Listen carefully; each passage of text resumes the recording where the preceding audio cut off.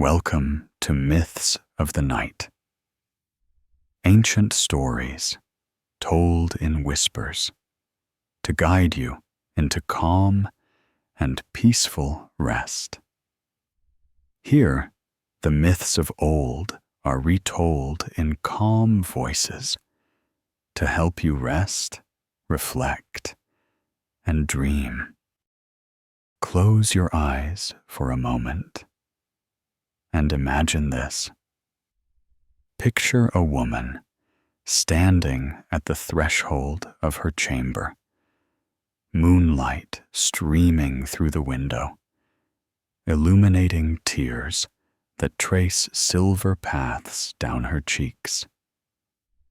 In her trembling hands, she holds a garment, a simple tunic, yet it carries the weight of kingdoms, the residue of desperate hope, and the venom of a lie told by dying lips. She does not yet know that this piece of cloth will become one of mythology's most infamous objects. She does not yet know that her name, Deianira, which means destroyer of her husband, was less a name and more a prophecy written in the stars before she drew her first breath. This is not a story about monsters, though monsters appear in it.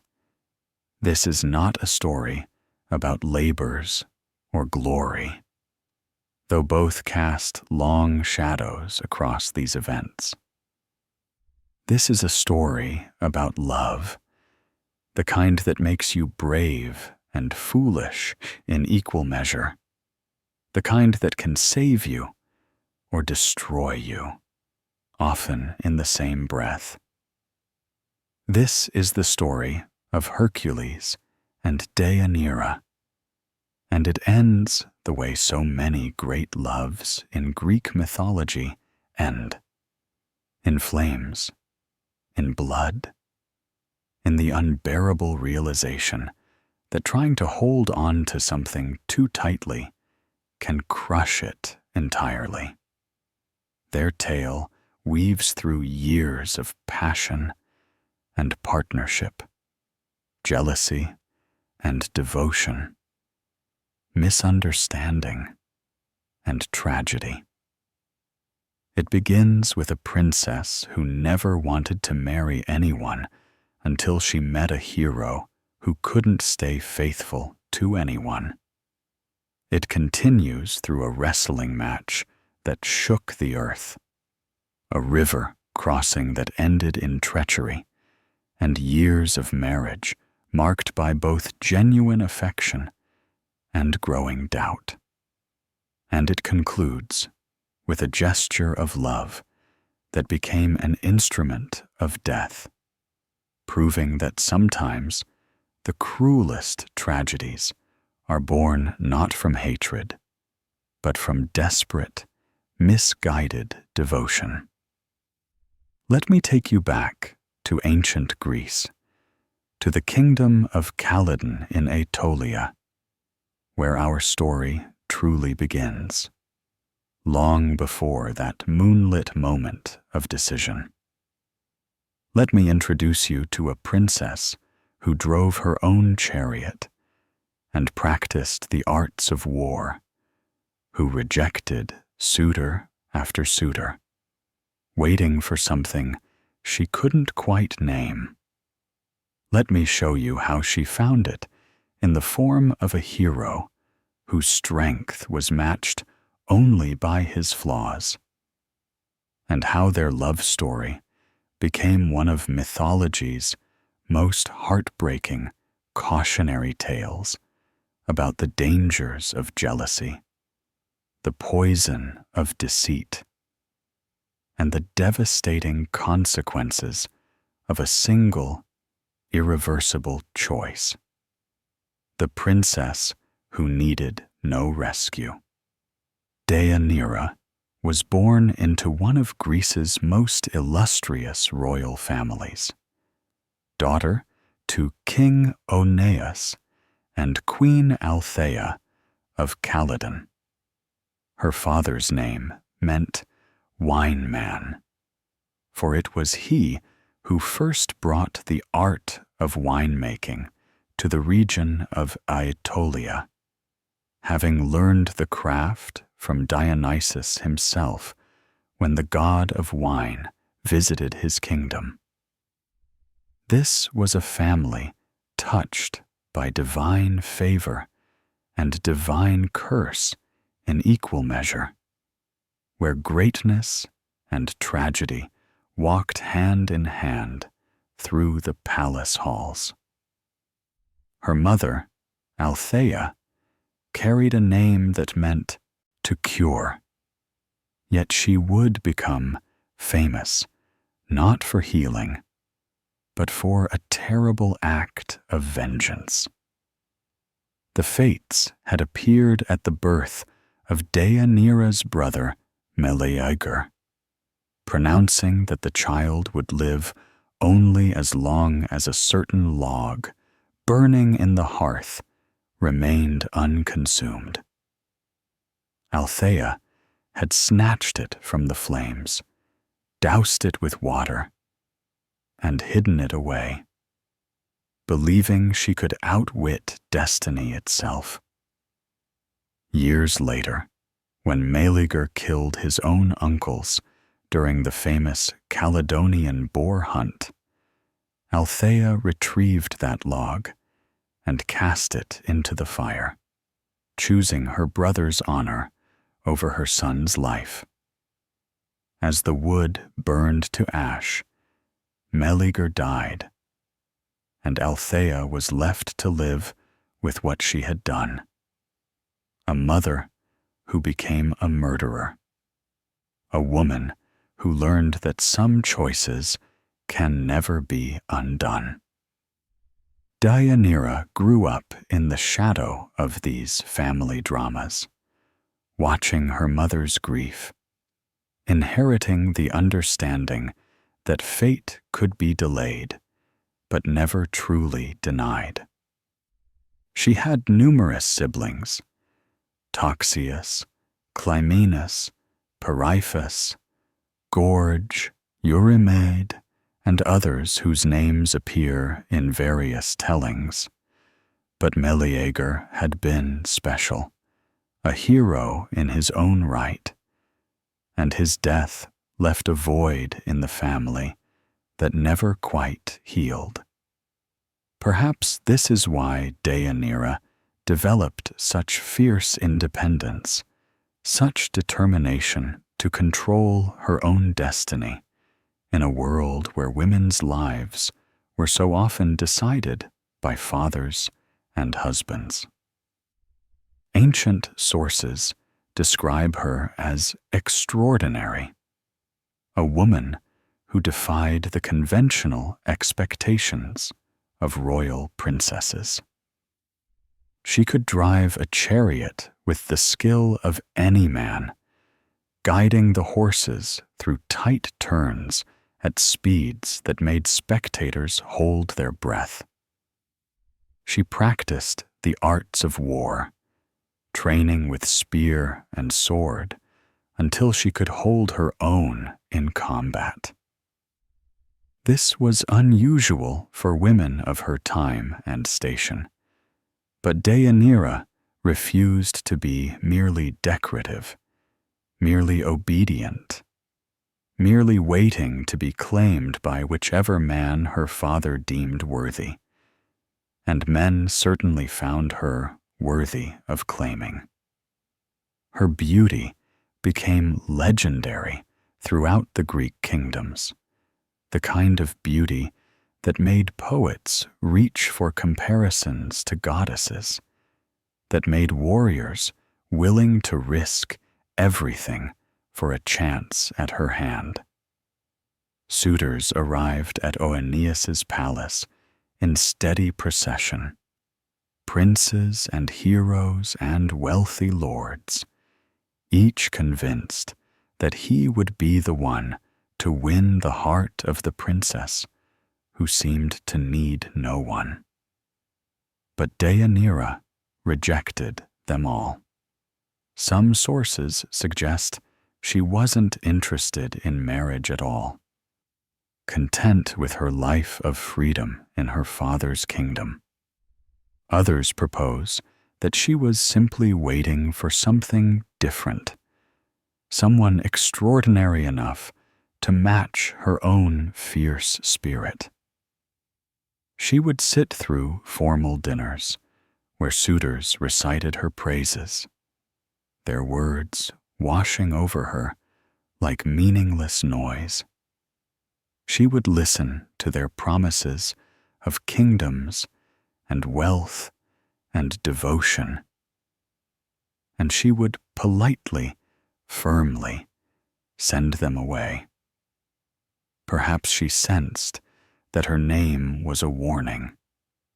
Deianira, destroyer of her husband, man-destroyer, did she hear those meanings in the syllables her parents chose for her? Did she wonder what fate such a name might summon? Or did she simply refuse to settle for ordinary love, ordinary life, when something in her blood whispered that she was meant for a story larger and more terrible than a quiet marriage to a forgettable man? Then came Achelous, and everything changed. Achelous was not a mortal suitor. He was a river god, one of the potamoi, divine personifications of the rivers that carved through Greece's landscape. His particular river, the Achelous, was the largest in the region, and he carried the power and prestige that came with such dominion. In his divine nature, he possessed the ability to shift his form, appearing sometimes as a human man, sometimes as a serpent, sometimes as a creature with the head of a bull and the body of a man. This shape-shifting ability made him formidable, unpredictable, dangerous. And he wanted Deianira with an obsession that went beyond desire into something darker, more possessive. Achelous began courting her with all the confidence of an immortal being who had never been denied. He brought gifts from the river's depths, pearls and shells of impossible beauty, treasures lost by sailors and recovered from his waters. He spoke of the power she would wield as his consort, the eternal life she might gain through his divine favor. He appeared at the palace repeatedly, his presence making the very air feel heavy and damp, carrying with it the scent of river water and ancient things. But Deianira wanted nothing to do with him. The sight of his shifting forms, the serpentine coils, the bull's head, the human body that never quite seemed fully human, filled her with revulsion. His persistence felt like a trap closing around her. His declarations of love sounded like threats. She told him no. She told him to leave. She made her rejection as clear as words could make it. Achelous did not listen. Or rather, he listened, but did not accept. he went to her father instead, declaring his intention to marry Deianira, whether she willed it or not. And here the power dynamics of ancient Greece revealed themselves in all their cruelty. King Oeneus, for all his love for his daughter, for all her independence and skill, could not easily refuse a god. The divine could be capricious in their anger. A river god offended might flood fields, destroy crops, drown cattle and humans alike. The safety of an entire kingdom might depend on appeasing Achelous' desire. Some sources suggest that Oeneus had already given his consent, had already promised Deianira to the river god before the princess herself had any say in the matter. Others indicate he was considering it seriously, weighing his daughter's happiness against his kingdom's welfare. Either way, Deianira found herself trapped between her father's authority and a god's obsession, her future narrowing to a single terrible path. She refused to accept it, not quietly, not meekly, not with the resignation expected of daughters in her position. Deianira made her objections known loudly and clearly. She argued with her father. She declared publicly that she would never willingly marry Achelous. Some tellings suggest she even swore that she would sooner take her own life than submit to such a union. This was the woman Hercules would meet, fierce, stubborn, already fighting a battle for control over her own destiny. But how do you fight a god? How does a mortal woman, even a princess skilled in combat, resist an immortal being who can change his form at will and has the backing of her own father? Deianira needed a champion. She needed someone powerful enough to challenge a god, someone willing to fight for her choice rather than see her as a prize to be claimed. She needed a hero. And heroes, as it happened, had a way of appearing exactly when the story needed them most, though they often brought their own complications with them. When heroes and princesses collide.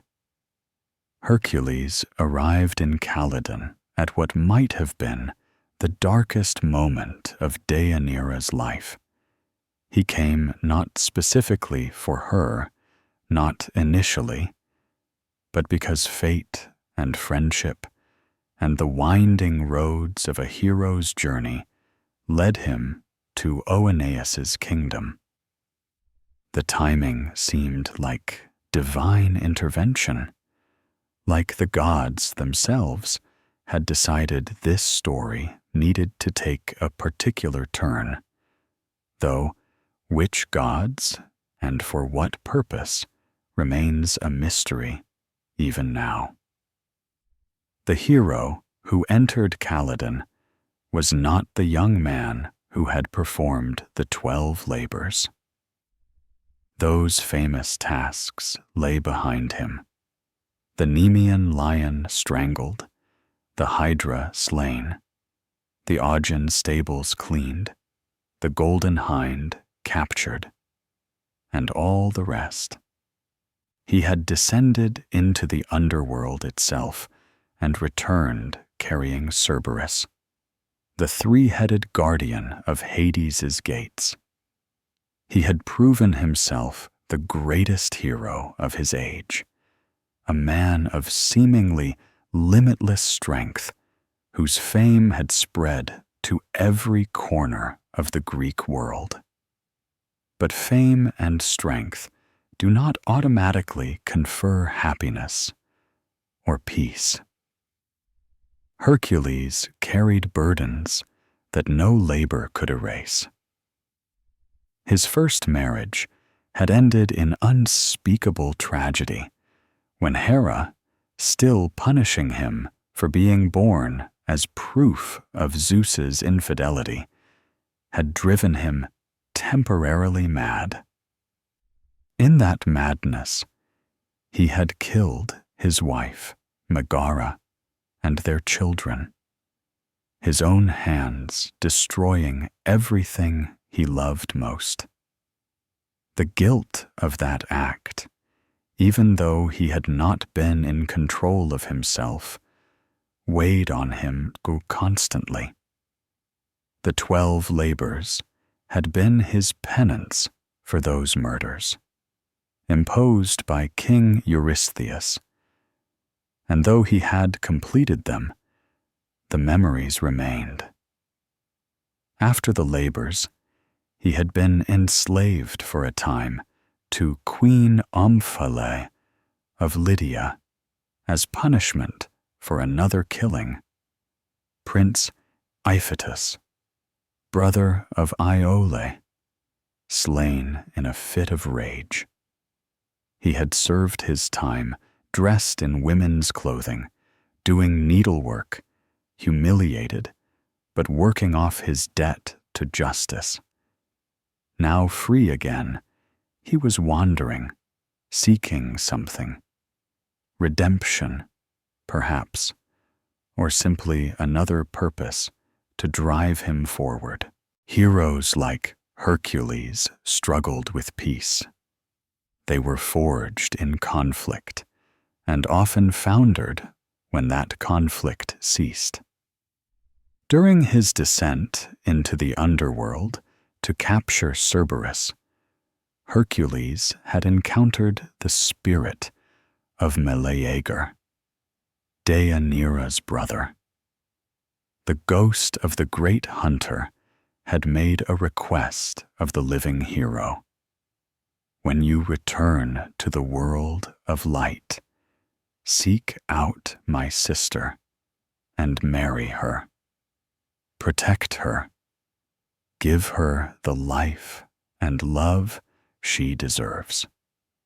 Whether Hercules remembered this promise when he arrived in Calydon is unclear from the sources. Perhaps he had forgotten it entirely until he saw her. Perhaps it was always in the back of his mind, drawing him to this particular kingdom. Either way, the promise hung in the air between them, like destiny itself, waiting to be fulfilled or forsaken. Hercules saw Deianira in the palace of Oeneus, and everything changed for both of them. For Hercules, it was immediate. That lightning strike of recognition and desire that heroes in myths call love at first sight. She stood there in the great hall, probably arguing with her father or another suitor. And he saw not just beauty, but fire. He saw a woman who drove chariots and wielded weapons, who refused to be cowed by a god's demands, who fought for her own autonomy with the same fierce determination he brought to his labors. In Deianira, Hercules saw something he had rarely encountered: a woman who was a warrior in her own right, not despite being a woman, but simply as part of who she was. For Deianira, the attraction was more complex, but no less powerful. Here was someone who could actually help her, who possessed the strength and status to challenge Achelous. But it was more than mere strategic advantage. Hercules represented freedom from the fate that had been closing around her like a fist. He was larger than life, famous, powerful. And yet, when he looked at her, she saw something unexpected: respect. He didn't see a possession to be won. He saw a person, a warrior, someone worthy of choosing her own path. They spoke, and the conversation flowed easily, despite, or perhaps because of, their similar spirits. Both were fighters.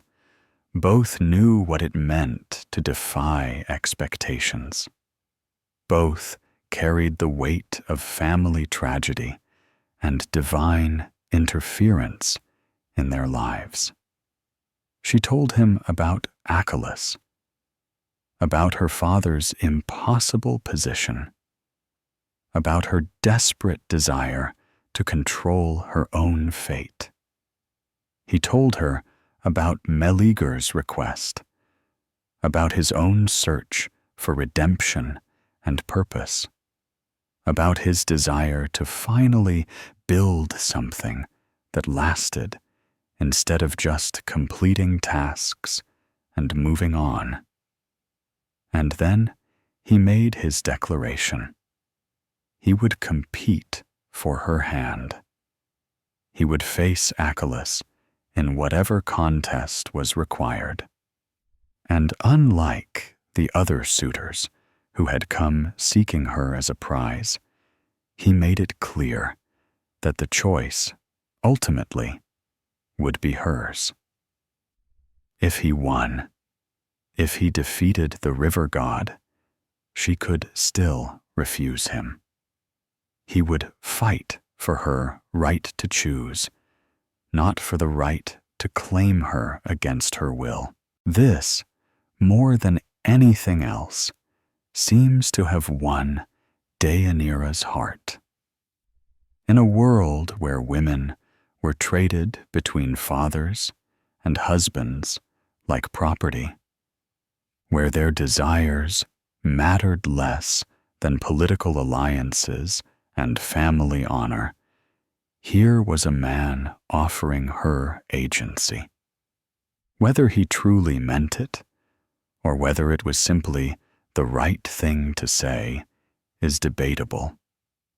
Hercules' track record with women was complicated at best, but in that moment, Deianira believed him and chose to believe in him.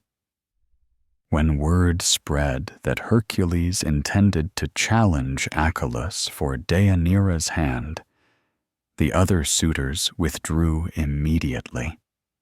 They might be brave, might be skilled, might be wealthy and powerful in their own rights, but none of them wanted to stand between the greatest hero of Greece and something he desired. They packed their tents, mounted their horses, and departed Calydon with whatever dignity they could salvage, leaving the field clear for the coming confrontation. Achelous, however, was not so easily discouraged.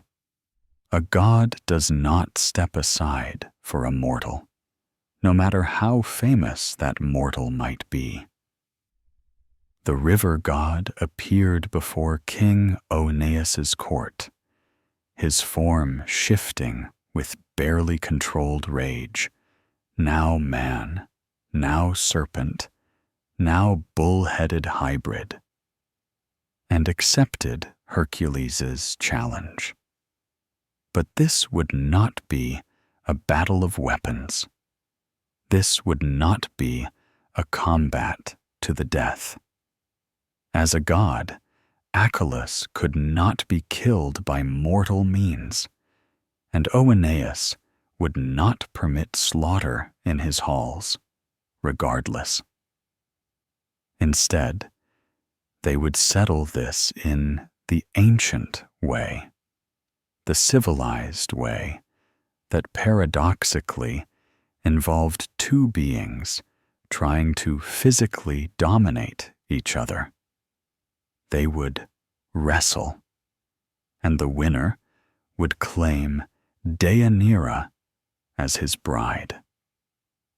The stage was set for one of mythology's most legendary contests, a wrestling match between divine power and mortal strength, between a god who could change his shape at will and a hero who had strangled the Nemean lion with his bare hands. Somewhere in the palace, Deianira waited, her fate literally hanging in the balance, about to be decided by two males grappling in the dust. Yet despite the sexist framework of the situation, her future determined by combat between men, she must have felt something like hope. Because at least one of those combatants was fighting not just to possess her, but to free her. The contest would become the stuff of legend, retold by poets and painted on countless vases. But before we witness that epic struggle, we should understand what was truly at stake. This was not just about a marriage. This was about autonomy and obsession about the right of women to choose their own paths, about what happens when gods want what they cannot have, and about the kind of man Hercules would prove himself to be, not in battle against monsters, but in the more subtle test of whether his word about respecting Deianira's choice would actually mean anything when victory was his. The match would change everything. But the real test of Hercules' character, and the real beginning of this love story's tragedy, would come much later, in moments when no one was watching and no one was cheering. A wrestling match that shook the earth. The day of the contest dawned bright and hot, the kind of day where heat shimmers rise from sun-baked stone, and even the air feels heavy with anticipation. The people of Calydon gathered in the palace courtyard, pressing close to the roped-off arena where god and hero would clash. Wagers were placed, though most of the smart money went on Achelous. After all, how could even the mighty Hercules defeat a being who could change his form at will, who possessed the ageless strength of divinity itself? Deianira watched from a balcony overlooking the arena, flanked by her attendants and her anxious parents. Imagine the churning of her thoughts in those final moments before the match began. Relief that Achelous might finally be defeated and his unwanted courtship ended. Fear that Hercules would lose and she would be bound to the river god she despised. Hope that perhaps, just perhaps, this stranger who had walked into her life would prove to be everything she had been waiting for. And beneath it all, anger at the situation itself, that her future should be decided by two males wrestling in the dirt, while she could only watch. But watch she did. Watch she must. Hercules entered the arena first, and the crowd's roar shook the palace walls. He was stripped to the waist, his body a geography of scars from labors and battles, claw marks from the Nemean lion, burn marks from the Hydra's caustic blood, the countless small wounds that accumulate when you spend your life fighting monsters and completing impossible tasks. His muscles moved beneath his skin like rivers of their own, proof of strength developed through years of superhuman effort. He wore his famous lion skin cloak slung over one shoulder, and when he removed it and tossed it aside, it was like he was shedding his heroic identity to become simply a man competing for the woman he desired. Then came Achelous, and the crowd's cheers turned to gasps and whispers. The river god entered in his human form, a tall, powerfully built man with hair the color of deep water and eyes that reflected light like sun on waves. But that form was a courtesy, a concession to the rules of engagement. Everyone knew it would not last. Everyone understood that the god's true advantage lay in his ability to shift, to flow from one shape to another, like water itself. They met in the center of the arena, circling each other slowly. The rules were simple, announced by King Oeneus himself. Wrestle until one combatant admits defeat or is pinned in a submission for a count of 3. No weapons, no killing. The first to achieve complete dominance would be declared the winner and would have the right to marry Deianira. The king did not mention his daughter's own choice in the matter. Whether this was because he assumed she would accept the victor, or because he preferred to avoid that complication, is left to interpretation. The referee gave the signal, and the match began.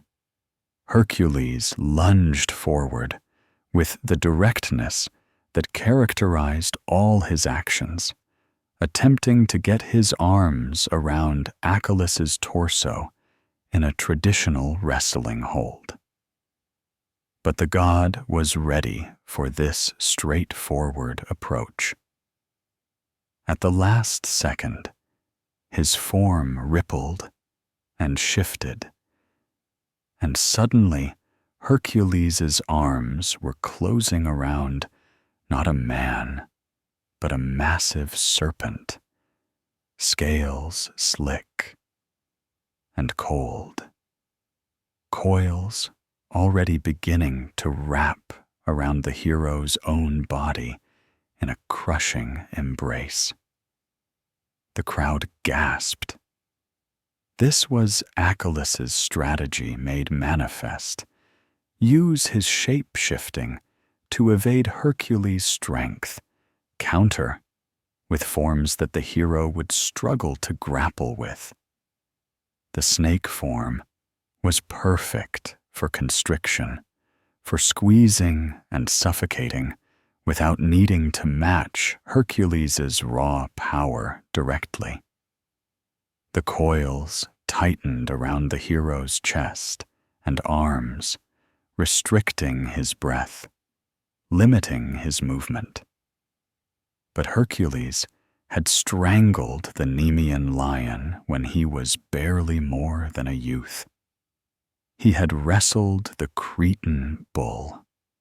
He had battled monsters that made Achelous' serpent form look like a garden snake. The initial shock passed quickly, replaced by determination and strategy. Hercules stopped trying to pull away from the coils and instead grabbed them, his massive hands finding purchase on the slippery scales. Then, using leverage and core strength that defied understanding, he began to pry the coils apart, forcing space between them and his body. Achelous hissed, whether in pain or anger, or both, and tried to shift tactics, the serpent form beginning to flow and change. But Hercules was faster than the god expected. Even as the shape began to alter, the hero maintained his grip. And when Achelous tried to complete the transformation, he found himself partially stuck, caught mid-shift by Hercules' interfering hands. The crowd roared its approval.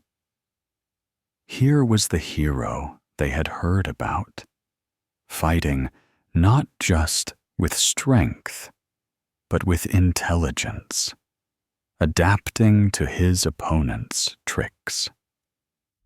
Achelous managed to complete his shift, pulling away from Hercules' grasp and resuming his human form. But now both combatants were breathing hard, circling each other more warily. The god's eyes held a new respect, tinged with frustration. He had expected his divine abilities to give him an overwhelming advantage, but this mortal was proving more adaptable than anticipated. They clashed again, and this time Hercules managed to get a proper grip before Achelous could shift. The hero's arms locked around the god's chest, and they strained against each other in a classic wrestling pose, muscles trembling with effort, neither giving ground. Hercules was stronger. That much was immediately apparent. But Achelous was leveraging his divine endurance, confident that he could outlast any mortal's stamina. The match settled into a rhythm of grappling and shifting. Hercules would gain an advantage, forcing Achelous toward a pin or submission, and the god would shift forms, becoming the serpent again, or transforming into a form with the body of a man, but the head of a bull, with horns that could gore and intimidate. Each transformation gave Achelous a moment's respite, forced Hercules to readjust his strategy, reset the terms of their struggle. But with each shift, Hercules learned a little more about the patterns of transformation. He began to anticipate when Achelous would change forms based on the god's positioning and breathing. He started to focus not on preventing the shifts, that was impossible, but on maintaining some form of control through them, keeping at least one hand in contact with Achelous, no matter what shape he took. The sun climbed higher, then began its descent toward evening. The combatants were drenched in sweat, their bodies painted with dust that turned to mud where it mixed with perspiration. The crowd's cheering had evolved into a more constant murmur of awe and commentary. This was no quick contest. This was an epic struggle, each fighter testing the absolute limits of their abilities. Then came the moment that would decide everything. Achelous, perhaps desperate, perhaps simply reaching for his most powerful form, shifted into the full bull. Not a man with a bull's head, but a complete, massive bull. Horns lowered, hooves planted in the earth. It was an inspired choice. Bulls were symbols of strength and virility, associated with gods and kings. In this form, Achelous could charge with devastating force, could use his horns as weapons without technically breaking the no-weapons rule, could leverage his animal power against Hercules' humanoid form. He charged. The impact should have broken Hercules, should have sent him flying across the arena, or impaled him on those divine horns. Instead, the hero did something that seemed impossible. He stood his ground, caught the horns in his hands, and stopped the charge through sheer force of will and muscle. The bull's momentum carried them both backward, hooves scrabbling for purchase in the dirt. But they did not fall. Hercules held firm, his feet planted like tree roots, his hands locked around horn that could have gored clean through ordinary men. And then, slowly, incredibly, Hercules began to force the bull's head down. Achelous fought against it, every muscle in his bovine body straining, but Hercules' strength in that moment transcended mortal limitation. He was the son of Zeus, blood of the king of gods, and all that divine heritage flowed through him as he forced the river god to his knees. The crowd's roar reached a crescendo. King Oeneus leaned forward in his seat. Deianira gripped the balcony railing so hard her knuckles turned white. Hercules twisted his grip on the horns and pulled. There was a sound like thunder, like stone breaking, like the world itself protesting this violation of natural order. One of the horns broke away from Achelous' head, torn free by Hercules' impossible strength, leaving behind a wound that wept water instead of blood. The bull staggered, bellowing in pain and shock. The horn in Hercules' hand transformed the moment it separated from Achelous' body, becoming something else, something miraculous. It would later be called the cornucopia, the horn of plenty, a vessel of endless abundance from which food and drink would flow forever. But in that moment, it was simply proof of victory, a trophy torn from a god by mortal hands.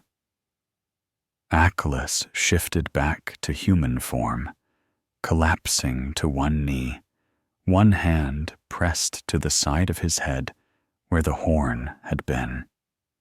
Water dripped between his fingers. Divine ichor, the blood of gods. He looked up at Hercules with an expression mixing pain, rage, and finally, grudging acceptance. "Enough," the river god said, his voice carrying across the suddenly silent arena. "You have won, son of Zeus. She is yours." The crowd erupted in cheers. Hercules stood there, breathing hard, the broken horn in one hand, looking down at the defeated god. For a moment, the hero's face showed no triumph, only exhaustion, and perhaps a hint of sympathy. He had not wanted to humiliate Achelous, only to win Deianira's freedom. He extended his hand to help the river god to his feet, a gesture of respect from victor to vanquished. Achelous ignored the hand, pushing himself up on his own. His eyes found Deianira on her balcony, and for a moment, something like genuine pain crossed his face. Then he shifted again, becoming not human or bull or serpent, but pure water, flowing between Hercules' feet and running across the arena floor, disappearing through cracks in the stone to rejoin his river somewhere beneath the palace. He had lost, and gods are not gracious in defeat. He would not stay to witness the marriage he had been denied. Hercules turned toward the balcony, toward Deianira, and their eyes met across the distance. She saw a man who had fought for her without demanding she belong to him, who had offered her choice even as he competed for the right to marry her. He saw a woman worth fighting a god for, worth breaking divine horns for, worth building a future around. She smiled. It was not a princess's polite smile, not a dutiful daughter's obligatory expression. It was real and bright and transformative, like sun breaking through storm clouds. And Hercules, the great hero who had faced every monster Greece could conjure, who had descended into the underworld and returned, who had completed 12 impossible labors, found himself smiling back like a lovesick boy. Neither of them knew, in that moment of victory and connection and hope, that they had just set in motion a tragedy that would end with both of them dead. Neither understood that love, no matter how hard won, cannot protect you from fate when your very name is a prophecy of destruction. Neither realized that the real tests of their relationship would come not in grand gestures and heroic contests, but in quiet moments of doubt and desperate choices made with the best intentions. But that reckoning lay years in the future. For now, there was only joy and celebration and the beginning of a marriage that would give them children and years of genuine happiness before the darkness came. The golden years. The wedding of Hercules and Deianira was a celebration that lasted 7 days and 7 nights. King Oeneus, relieved to have his daughter's suitor situation resolved without permanently offending a god, spared no expense. Wine flowed, fitting for the king who had introduced viticulture to Aetolia, and musicians played, and bards sang songs about the epic wrestling match that would join the catalogue of Hercules' legendary exploits. Guests came from throughout Greece to witness the union of the greatest hero of the age and the fierce princess who had refused every suitor until she found one worth accepting. Deianira wore a gown of saffron yellow, the traditional color for Greek brides, her hair adorned with flowers that would wilt long before the celebration ended. Hercules wore his finest tunic and actually looked comfortable in it, which surprised those who knew him primarily as a warrior. When they made their vows before witnesses and gods, their voices rang clear and certain. No doubt shadowed that moment. No fear whispered warnings about the future. They believed, as all young lovers believe, that love would be enough.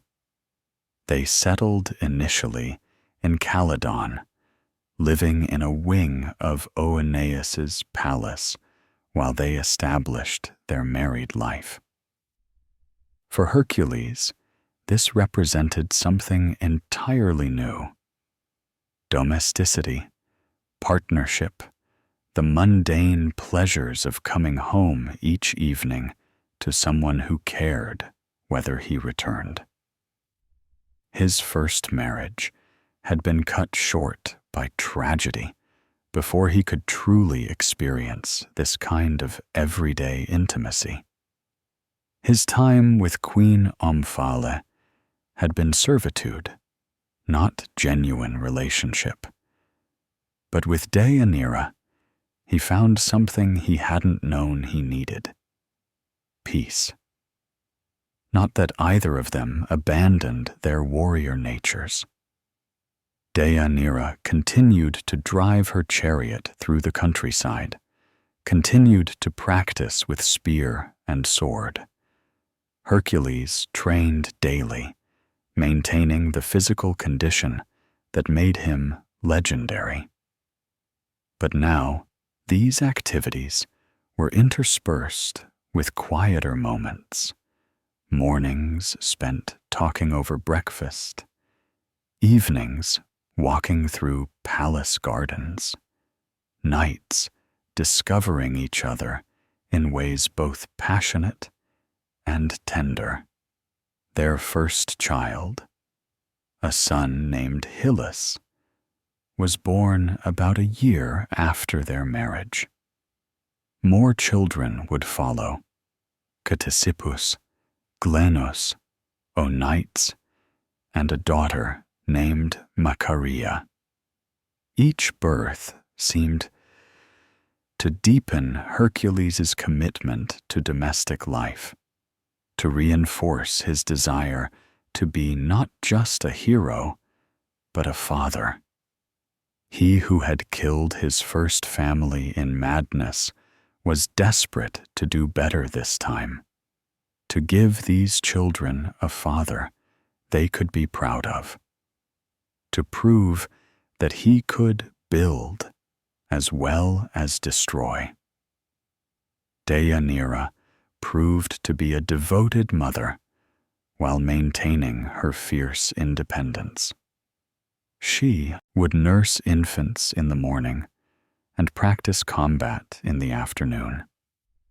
She would sing lullabies at night and debate military strategy with her husband over dinner.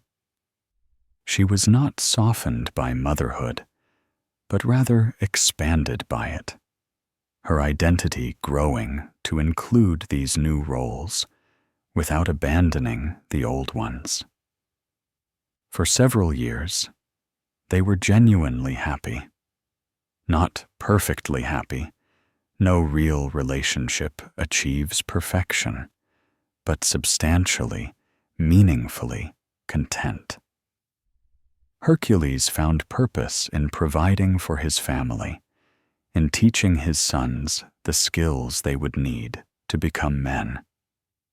Deianira found fulfillment in the partnership she had created with a man who actually respected her abilities rather than feeling threatened by them. They had carved out a space for themselves where both could be fully who they were, without diminishing the other. But happiness, in Greek mythology, is almost always temporary. A brief respite before fate reasserts itself.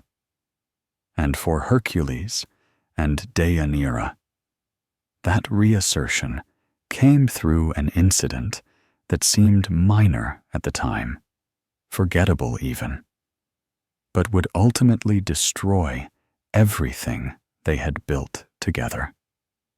The incident at the river. The family could not remain in Calydon forever. Hercules was not a man suited to living indefinitely under his father-in-law's roof, and circumstances arose that made departure necessary.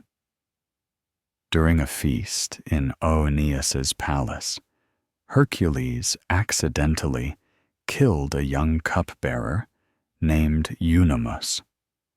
The details vary by source. Some say the boy spilled wine on Hercules, and the hero's corrective slap was stronger than intended. Others suggest it was a pure accident, a playful strike that misjudged the boy's fragility.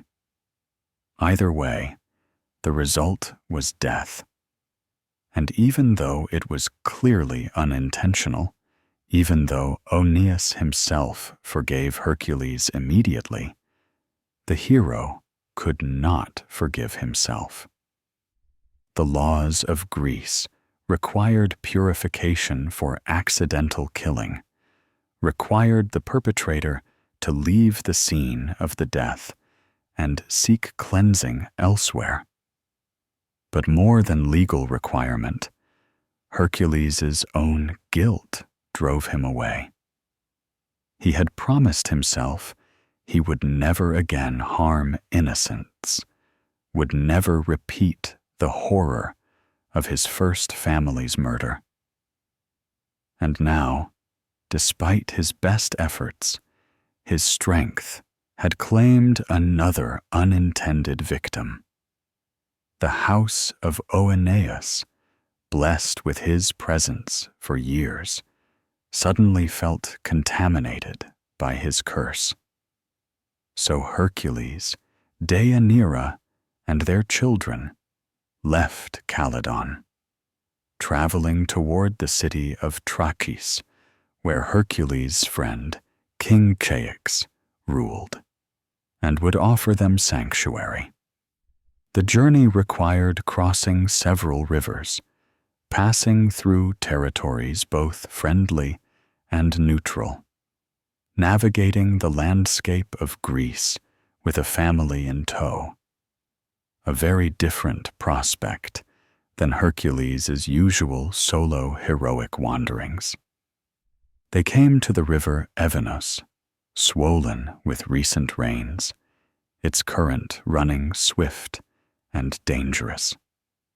Hercules could easily ford such a river himself, could probably carry his children across one by one.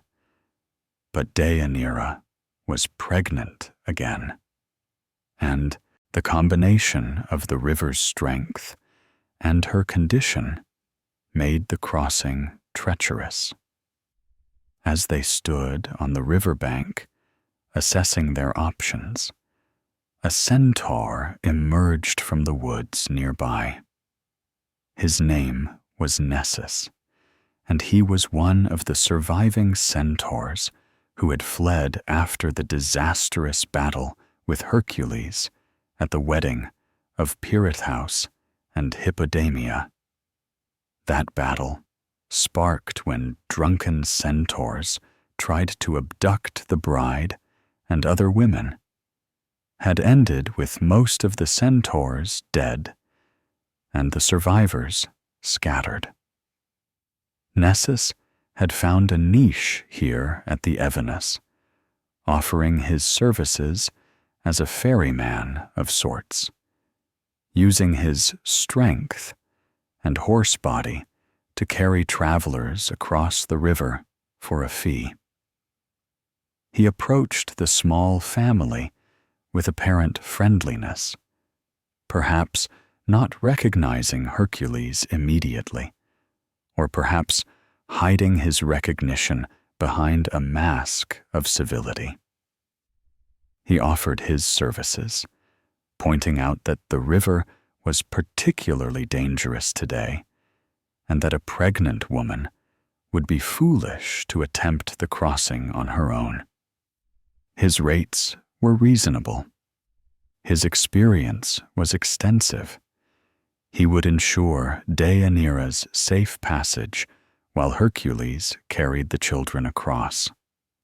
Hercules was reluctant. He knew centaurs, knew their reputation, had fought enough of them to be wary. But Deianira was tired from traveling, visibly uncomfortable with her pregnancy, and the river did indeed look treacherous. The centaur seemed professional, businesslike, showing none of the drunken aggression that had characterized the centaurs at Pirithous' wedding. And perhaps most importantly, Nessus pointed out that if Hercules tried to carry Deianira while also managing the children, the risk of someone being swept away by the current increased dramatically. The logic was sound, even if Hercules' instincts warned against it. They agreed. Hercules paid Nessus' fee, then waded into the river with his children, lifting the smallest onto his shoulders, guiding the others who were old enough to cling to his arms and back. The water rose to his chest. The current pulled at him with respectable force, but his strength and careful footwork saw them safely to the far bank. He deposited the children there with instructions to stay put, then turned to watch Nessus bring Deianira across. At first, everything seemed fine. Nessus waded into the river with Deianira on his back, her arms wrapped around his torso, her pregnant belly pressed against his horse flank. The centaur moved carefully, testing each step, choosing his path through the current with the expertise he had advertised. They reached the deepest part of the river, water swirling around Nessus's equine legs, and then continued toward the far bank where Hercules and the children waited. But Nessus did not emerge on the far bank. Instead, he veered sharply, angling downstream, moving away from where Hercules stood. And his pace increased, hooves churning water into foam as he broke into a gallop, racing along the river's edge and then plunging into the forest beyond. He was kidnapping Deianira. The professional demeanor had been an act, a way to get close enough to steal the wife of the hero he had once fled from in battle. Perhaps it was revenge for his fallen centaur brothers. Perhaps it was simple lust. Centaurs were notorious for their inability to control their desires around women. Perhaps Nessus thought he could get far enough away before Hercules could catch up that it wouldn't matter. He was wrong. Deianira's screams carried across the water, and Hercules' reaction was instantaneous. He didn't hesitate, didn't waste time shouting threats or demands. He simply unslung the bow from his back, his bow strung with a cord that required his supernatural strength to draw, and nocked an arrow. These were not ordinary arrows. These had been dipped in the blood of the Lernaean Hydra during one of his labors, that 9-headed serpent whose blood was so poisonous that even a scratch could prove fatal, whose venom caused wounds that festered and never healed. Hercules drew, aimed, and released in one fluid motion. The arrow flew true. Of course it did. Hercules never missed, and struck Nessus in the back, the arrowhead punching through the centaur's human torso and emerging from his chest in a spray of blood. Nessus staggered, nearly fell, but kept moving for several more steps before the poison hit his system. Then his legs buckled, and he went down hard, Deianira tumbling from his back into the undergrowth.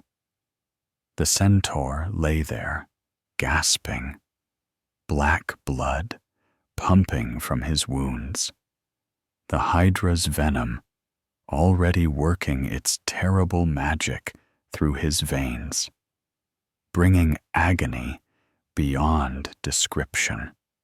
Hercules was already moving, plunging back into the river and fighting his way across with speed that made his careful, earlier crossing look glacial by comparison. Deianira had pulled herself to her feet by the time he reached the forest, shaken but unharmed, rage and relief warring in her expression. Hercules went past her to where Nessus lay dying, his massive hands clenched into fists, ready to tear the centaur apart if he showed any sign of further threat. But Nessus was beyond threats. He was dying, and he knew it. And in his final moments, his mind worked with the cunning of the desperate. He looked up at Deianira, not at Hercules, but at her specifically, and his voice, when he spoke, was wet with blood, but clear enough. "Princess," he gasped, "I wronged you. I sought to harm you and your children through my actions. For this, I am justly punished. But let me make amends. Let me give you something valuable before I die." Deianira said nothing, but she didn't walk away either. Hercules moved protectively closer to her, his hand on his sword, but he too was curious about what the dying centaur might say. Nessus continued, each word clearly causing him pain. "My blood, mixed with the poison of the Hydra, creates something unique. If you collect it, keep it safe. It has power. Should your husband should his heart ever stray, should he desire another woman, anoint a garment with this mixture and give it to him to wear. The blood will act as a love charm, will return his affections to you, will bind him to you forever." He coughed, more black blood spilling from his lips. "It is the least I can do, to apologize for my actions. A centaur's blood mixed with hydra venom. No more powerful love potion exists. Use it wisely. Use it only if needed. But know that it will never fail." Then Nessus died, his eyes glazing over, his massive body relaxing into the stillness of death. Deianira stood there, staring at the corpse, her mind racing. A love charm, a way to ensure Hercules' fidelity if it ever wavered. The dying centaur's words had the ring of truth to them. He was beyond lying, beyond games, simply offering a final gift to the woman he had wronged. Or so it seemed to her in that moment, standing in the forest with her heart still racing from the kidnapping attempt, her husband's protective presence warm beside her. Hercules was already turning away, dismissing the centaur's final words as the ramblings of a dying creature. But Deianira lingered.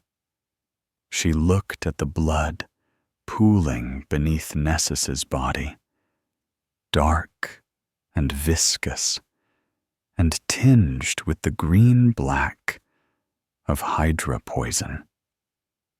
Her hand moved almost without conscious thought, producing a small vial from her travel pouch, something she carried for collecting herbs or water. She knelt beside the corpse, filled the vial with the tainted blood, stoppered it carefully, and secreted it away in her belongings. She didn't tell Hercules what she had done. It felt private, somehow. A small insurance policy, a hedge against future uncertainty. She had no intention of using it. Her husband had proven his love by fighting a god for her, by building a life with her, by choosing her again and again. But having it, knowing it existed if she ever needed it, provided a strange comfort, a safety net against the fear that haunted many women of her time. The fear of being replaced, of losing their husband's love to a younger or more beautiful rival. This was the moment. This was when the tragedy was truly set in motion, though neither of them recognized it.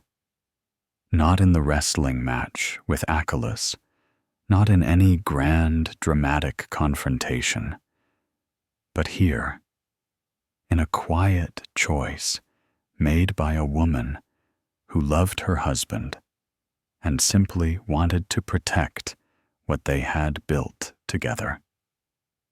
Hercules carried Deianira back across the river, gathered their children, and they continued their journey to Trachis. The incident with Nessus became a story they told. Another example of Hercules protecting his family. Another dead monster added to his tally. The vial of tainted blood traveled with them, hidden in Deianira's belongings, waiting. Neither of them could have imagined that this small object, collected in a moment of fear and insecurity, would become the instrument of their destruction. Neither understood that Nessus's final words were not a gift, but a curse. A dying centaur's perfect revenge on the hero who had killed him and scattered his people. The love charm was poison. Nessus had known that when he spoke those honeyed words. The Hydra's venom did not create love potions. It created only agony and death. And Deianira, trusting and desperate and human in her fears, had taken the bait perfectly. But that revelation lay years in the future.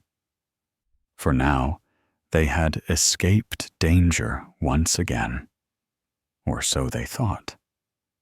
They would build their life in Trachis, raise their children, experience more years of happiness. The vial would sit forgotten in Deianira's belongings, waiting for the moment when fear and jealousy would drive her to remember it and use it, transforming a wife's desperate love into her husband's death sentence. Years in Trachis. Shadows growing long king cheeks welcomed them to Trachis with open arms, offering Hercules and his family a home for as long as they needed. The city was smaller than Calydon, less cosmopolitan, but it provided something valuable. Distance from Oeneus's palace, and the ghost of the young cupbearer Hercules had accidentally killed. Here, they could start fresh, build a new life free from that particular burden of guilt. Hercules and Deianira settled into a house suitable for their growing family, and for a time, life took on comfortable rhythms. Hercules advised King Shakes on military matters, trained the local warriors, and took on occasional adventures when circumstances required it. but always with the intention of returning home. He was not the wandering hero of his youth anymore. He was a husband and father whose adventures were now interruptions to domestic life, rather than domestic life being interruptions to adventure. Their children thrived. Hylas, the eldest, showed his father's strength and his mother's strategic mind. The younger children developed their own personalities, filled the house with noise and energy, and the particular chaos that comes with raising multiple offspring. Deianira managed the household with the same competence she brought to everything else, ensuring that Hercules' fame translated into actual stability for their family, rather than just stories for bards to sing. But fame is a complicated thing, especially for heroes. Hercules could not simply retire from being Hercules. His reputation preceded him everywhere, brought opportunities and obligations, and sometimes trouble. Kings and governors sought his advice or his muscle for their problems. Monsters still needed slaying, injustices still needed correcting. And Hercules, despite his desire for domestic peace, could not always say no when people needed help. So he was gone sometimes. Not constantly, not for the extended periods of his labor-performing youth, but regularly enough that Deianira often found herself managing their household alone for weeks at a time. She understood. She had married a hero, not a merchant or farmer who came home every evening. She knew his nature required action, required purpose beyond the walls of their home. But understanding and being happy about something are not the same thing. Each time he left, a small voice in the back of her mind whispered doubts. What if this time he didn't come back? What if this adventure proved fatal, where all others had not? What if he met someone else while traveling?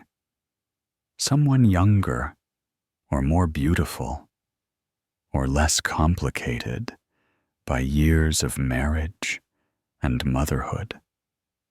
These thoughts were not constant, not obsessive, but they were there, growing slowly, like mold in dark places.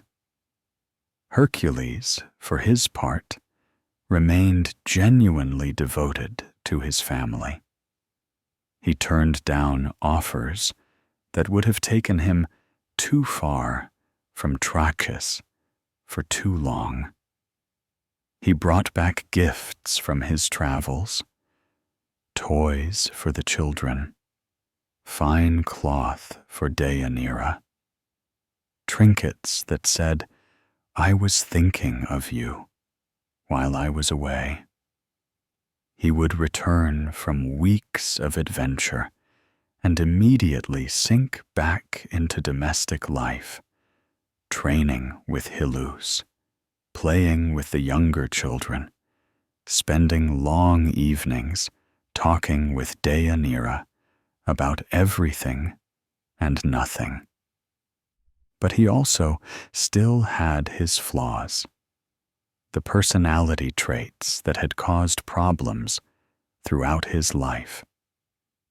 His temper, though better controlled than in his youth, could still flare unexpectedly. His pride sometimes made him accept challenges he should have declined.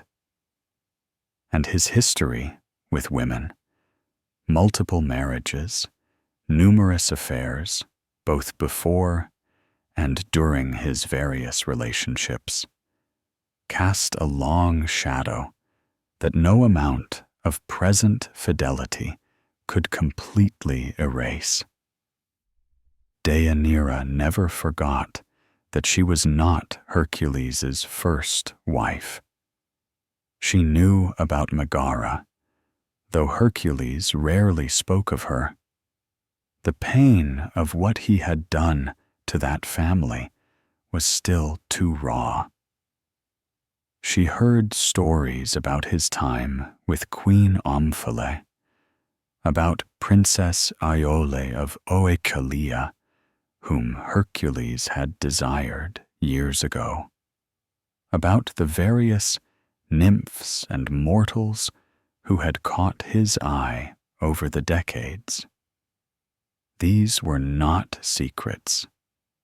Hercules' life before Deianira was well documented by bards and gossips alike. To her credit, Deianira did not let these old stories poison her present. She understood that people had pasts, that heroes especially accumulated complicated histories. She judged Hercules on how he treated her, not on what he had done before they met. And by that measure, he was a good husband, attentive when present, faithful as far as she knew, genuinely committed to their family. But that phrase, "as far as she knew," is where doubt lives. How could she be certain when he was gone for weeks at a time? How could she know for sure that his adventures never included the kind of romantic complications that had characterized his younger years? She trusted him. She really did. But trust and certainty are not the same thing, and in the gaps between them, anxiety grows. She began to notice changes in herself, small shifts in her thoughts and behavior that accumulated over time. She paid more attention to her appearance, worried more about aging, compared herself to younger women in ways she never had before. When Hercules returned from trips, she would search his expression for signs of distraction or dishonesty before allowing herself to relax into happiness at his return. She became more attuned to rumors and stories about Hercules that reached Trachis, analyzing them for hints of infidelity. None of this was pathological yet. These were normal insecurities, the kind many partners experience when their spouse travels frequently. Deianira managed them, didn't let them control her or damage her relationship. But they were there, building slowly, preparing the ground for what would come later. Hercules noticed that something had shifted, though he couldn't quite identify what. Deianira seemed more anxious, asked more questions about his travels, needed more reassurance of his affection. He provided that reassurance willingly, but he also felt a touch of frustration. Hadn't he proven himself? Hadn't he chosen her over everyone else? What more could he do to show his commitment? This is how it often works in long-term relationships, even loving ones. Small miscommunications accumulate.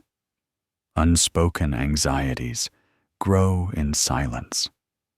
Partners drift slightly out of alignment with each other, not through any dramatic betrayal, but through the simple erosion of time and circumstances. Hercules and Deianira still loved each other deeply, but the absolute certainty of their early years had developed cracks, small and mostly invisible, but present nonetheless. And then came Iole. Again. Years earlier, before Hercules had even met Deianira, he had traveled to the kingdom of Oechalia and competed for the hand of Princess Iole. Her father, King Eurytus, had offered his daughter to any man who could best him and his sons in archery. Hercules, predictably, had won the contest easily. He was the greatest archer in Greece, taught by the centaur Chiron himself. But Eurytus, recognizing Hercules and remembering the hero's history of madness and murdered families, had refused to honor his promise. He would not give his daughter to a man who might one day kill her and any children they had. Hercules had been furious. His pride wounded, his victory denied, he had left Oechalia in rage. Later, in a continuation of that anger, he had killed Eurytus' son Iphitus during a fit of madness, the crime for which he had been enslaved to Queen Omphale. The whole incident was a dark chapter in Hercules' history, one of many examples of how his temper and pride could lead to tragedy. But Iole herself had been innocent in all of it. She had been barely more than a child when the archery contest occurred, a pawn in her father's games. And now, years later, she was a woman grown, still living in Oechalia, still unmarried, because what man would want to court the princess whose rejected suitor had murdered her brother? Hercules decided to return to Oechalia. The reasons were complex and possibly not entirely clear, even to him. He claimed it was about his wounded pride, about finishing old business, about making Eurytus pay for dishonoring him. Some sources suggest he wanted to claim Iole for his son Hyllus, to arrange a marriage that would resolve the old conflict while benefiting his family. Others propose he still desired Iole himself, that old attraction reignited into obsession. Whatever his motivations, Hercules gathered an army. This was not a solo adventure, but a full military campaign, and marched on Oechalia. He laid siege to the city, and when Eurytus refused to surrender, Hercules took the kingdom by force, The king and his sons died in the battle. The city fell, and Hercules claimed Iole as part of the spoils of war. News of this reached Trachis before Hercules himself returned. Deianira heard the reports from travelers and merchants. Her husband had sacked a city, killed a king, and was bringing a young princess back with him as a captive. The reports varied in their details.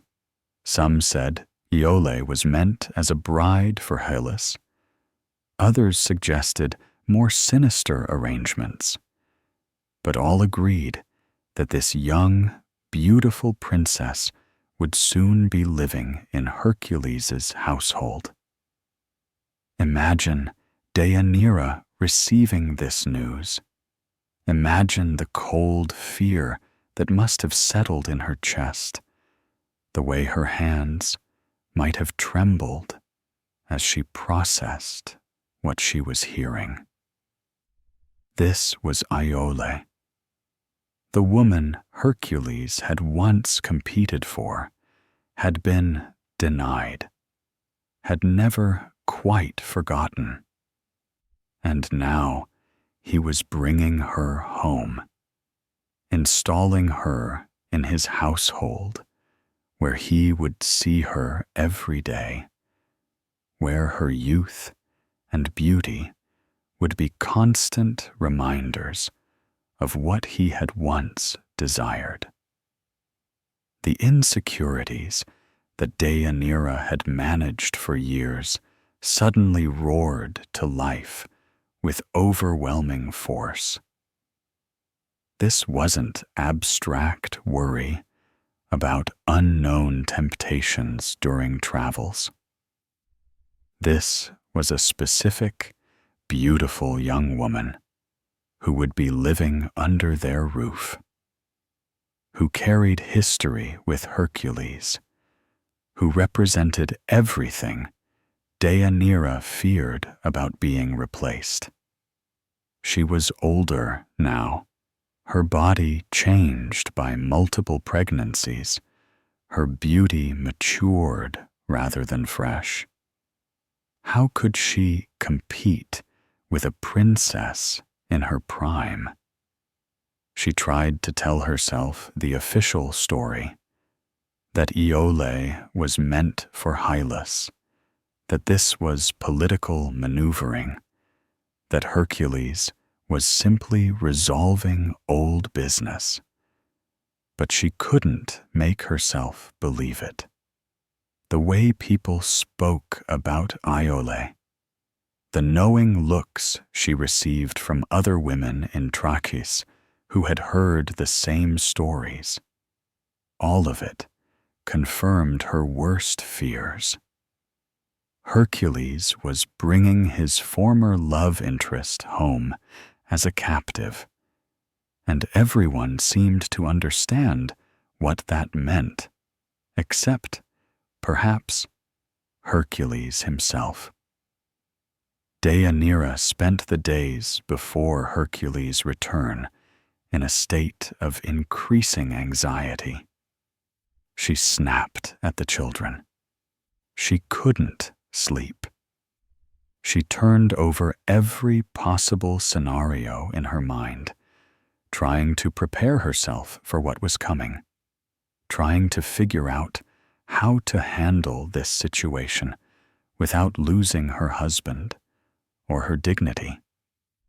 And in the midst of this spiraling fear, she remembered something she had nearly forgotten. A vial tucked away in her belongings, filled with the blood of a centaur who had promised it would keep her husband's love bound to her forever. A gift from a dying monster, offered in apology, preserved just in case it was ever needed. Deianira retrieved the vial from where it had sat for years, untouched, and almost forgotten. She held it up to the light, watching the dark liquid move sluggishly within the glass. This was her insurance policy. This was her way of ensuring that Hercules' heart stayed true, that Iola's presence wouldn't seduce him away, that their marriage would survive this new threat. The idea of using it had seemed absurd for so long. But now, with Iole about to arrive, with her marriage suddenly feeling fragile in ways it never had before, the vial seemed like salvation. She would prepare a garment anointed with this blood, this love charm, and give it to Hercules. And whatever attraction he might feel for Iole would be burned away, his love for Deianira reinforced and strengthened, their marriage secured. She didn't see the trap she was walking into.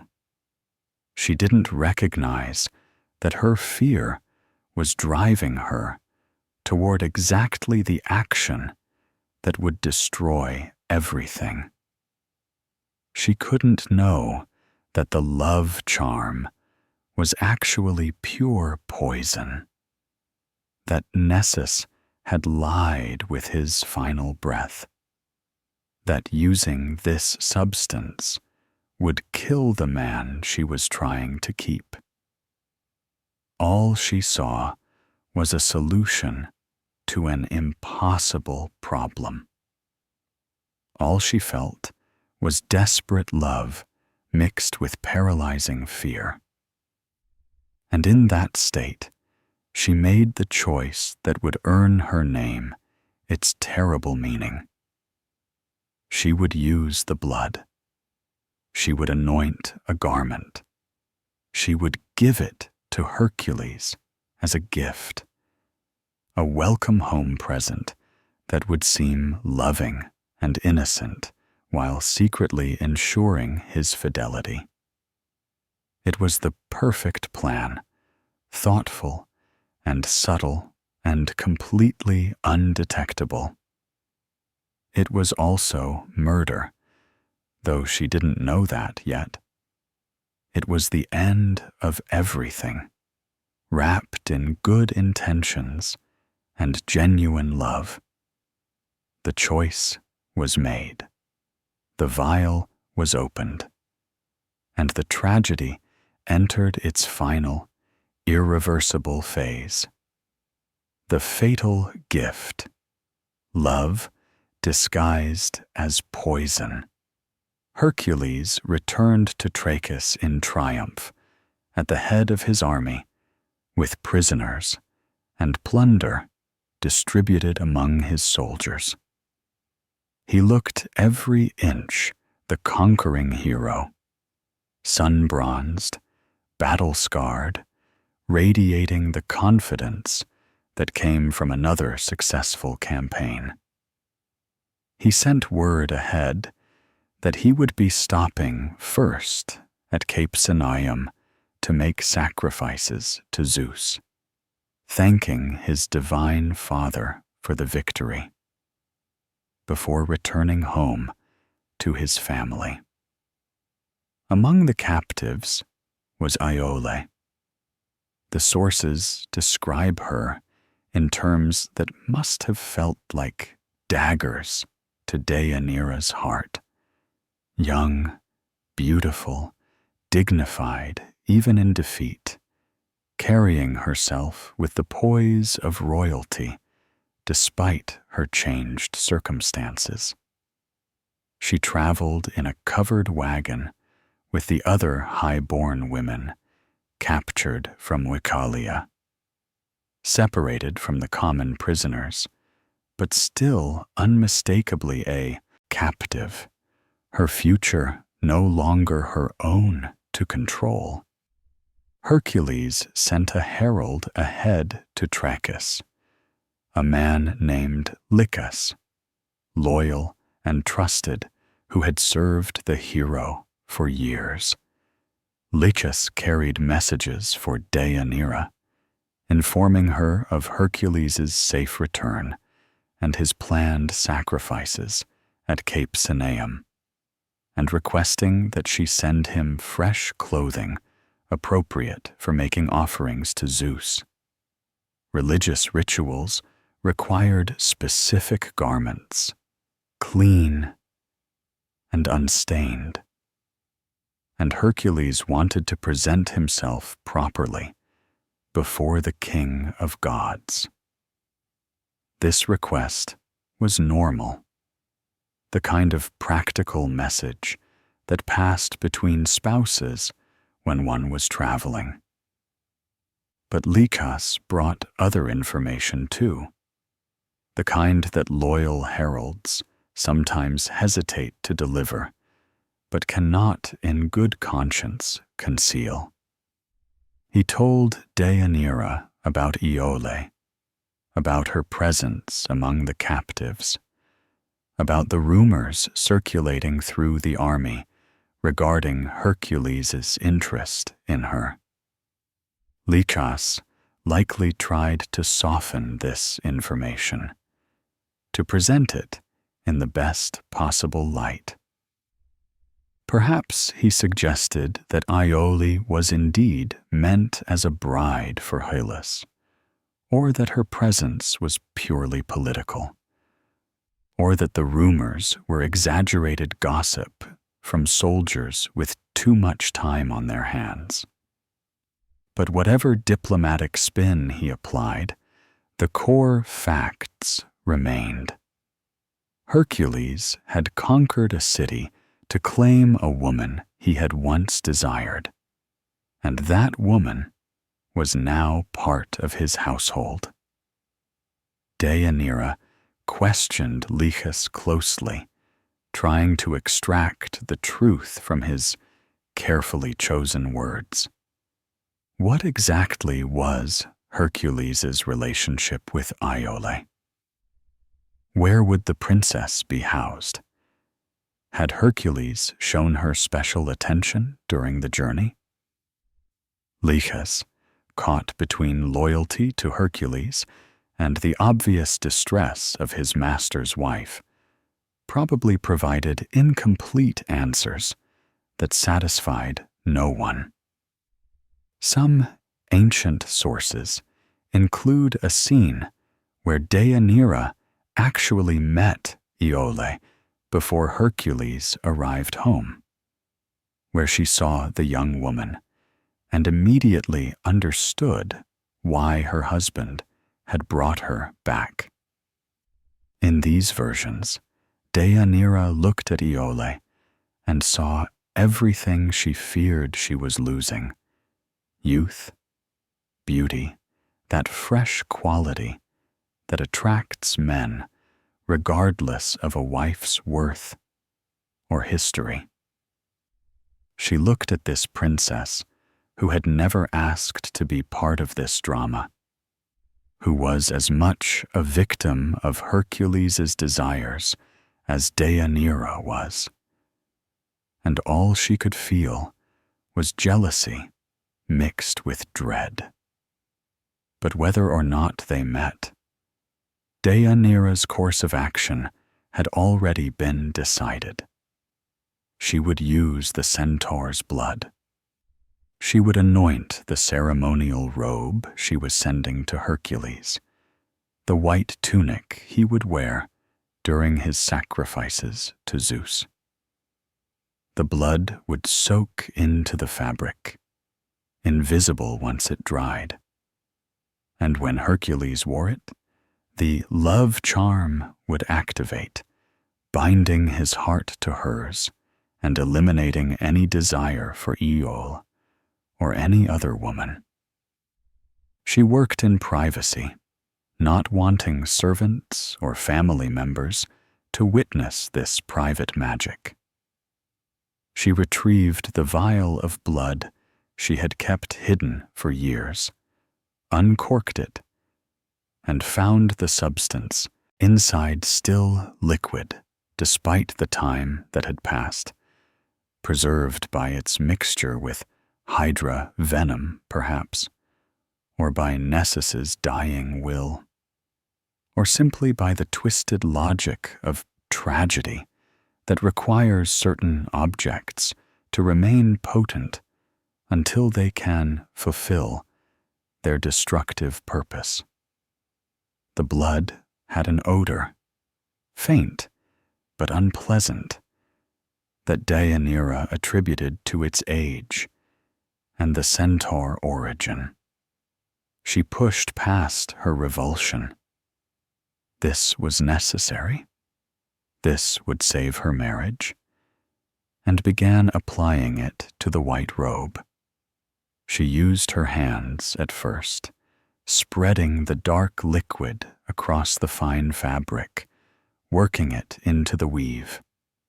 Her fingers tingled where the blood touched them, a sensation that might have been warning if she had recognized it, but which she dismissed as nervousness or imagination. Some sources mention that Deianira felt sudden doubt as she worked, moments where she questioned whether she was doing the right thing. The smell of the blood grew stronger as she handled it. The tingling in her fingers intensified into something that almost felt like burning. A scrap of the robe that fell into sunlight by the window seemed to smoke slightly. Or perhaps that was just her eyes playing tricks in the dim room. But she pushed these doubts aside. She had come this far. She had made her decision. And the alternative, doing nothing while Iole's presence slowly seduced her husband away, seemed so much worse than any risk involved in using a centaur's parting gift. So she finished anointing the robe, ensuring that every part of the garment that would touch Hercules' skin carried the blood, then folded it carefully and placed it in a sealed box to protect it from light and air, just as Nessus had instructed all those years ago. She washed her hands thoroughly, scrubbing away the blood until her skin was raw. The tingling sensation persisted for a while after washing, but eventually faded. She told herself it was nothing, just her nerves manifesting physically. Then she called for Lycus and presented him with the sealed box. Her instructions were specific. Deliver this robe to Hercules at Cape Cenaeum.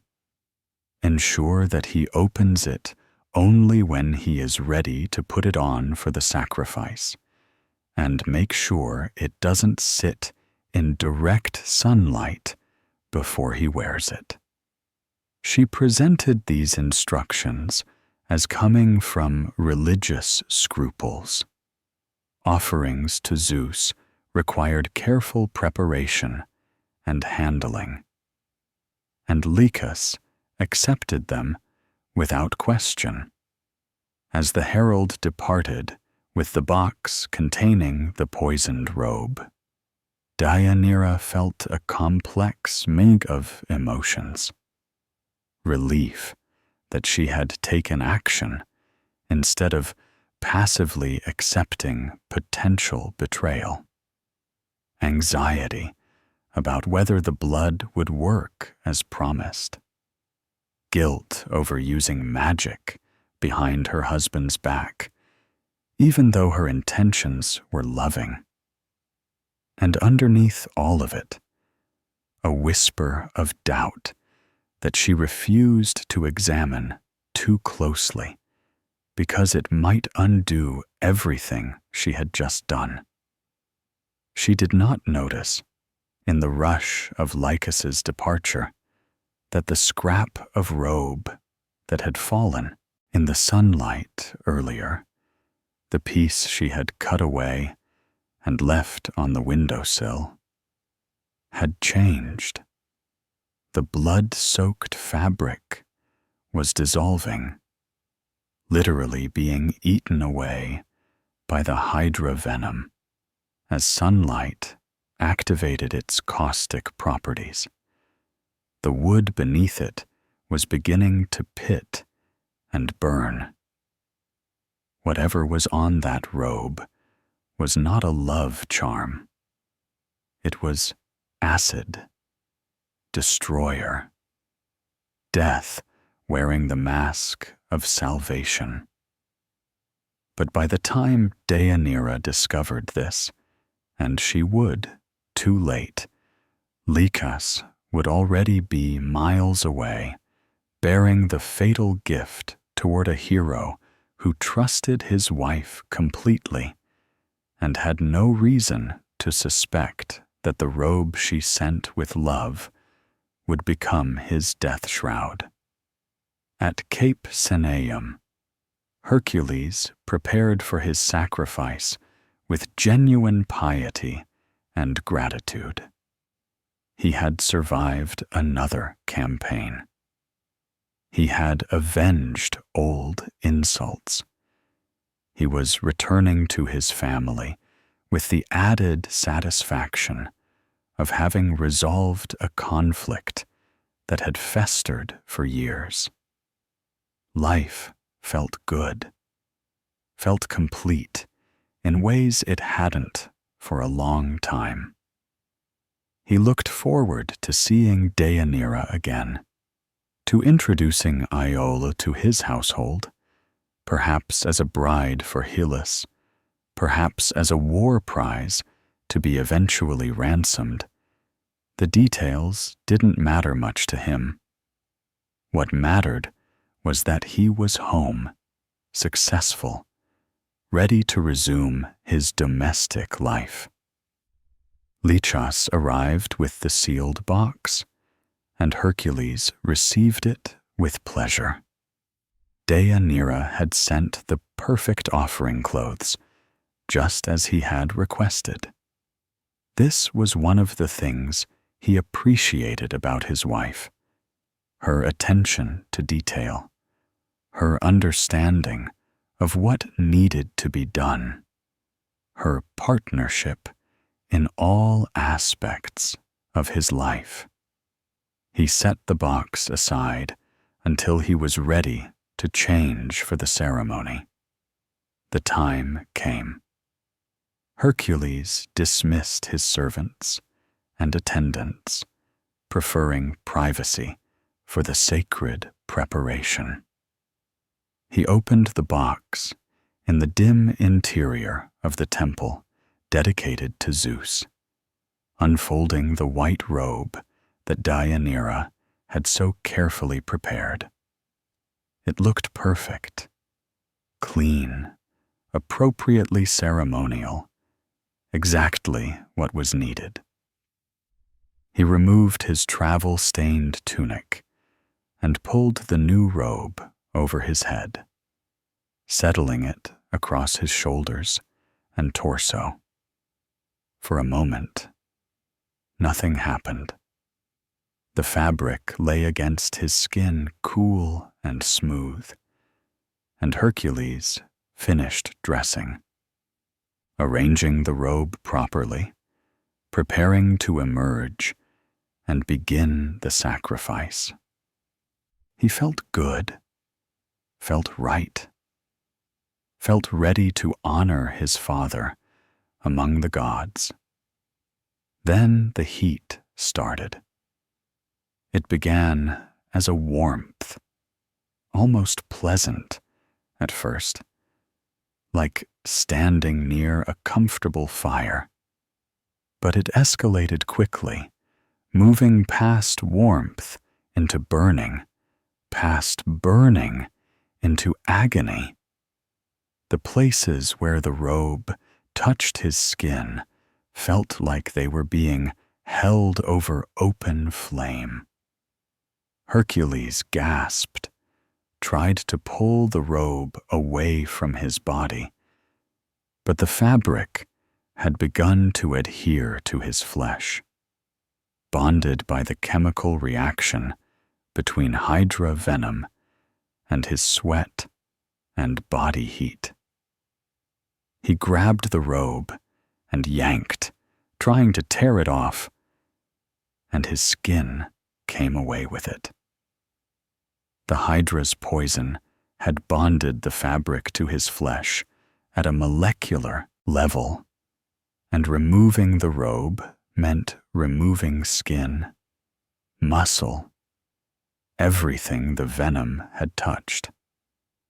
Blood began to flow from the wounds he was creating in his desperate attempts to free himself from this torture.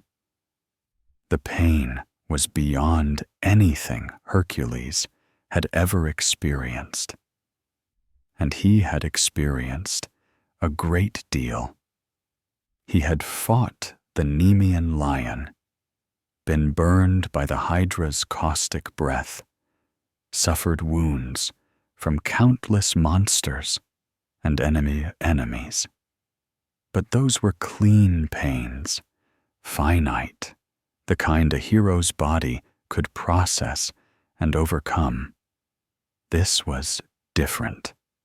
This was pain that built on itself, that intensified with every second, that felt like it was eating him alive from the outside in.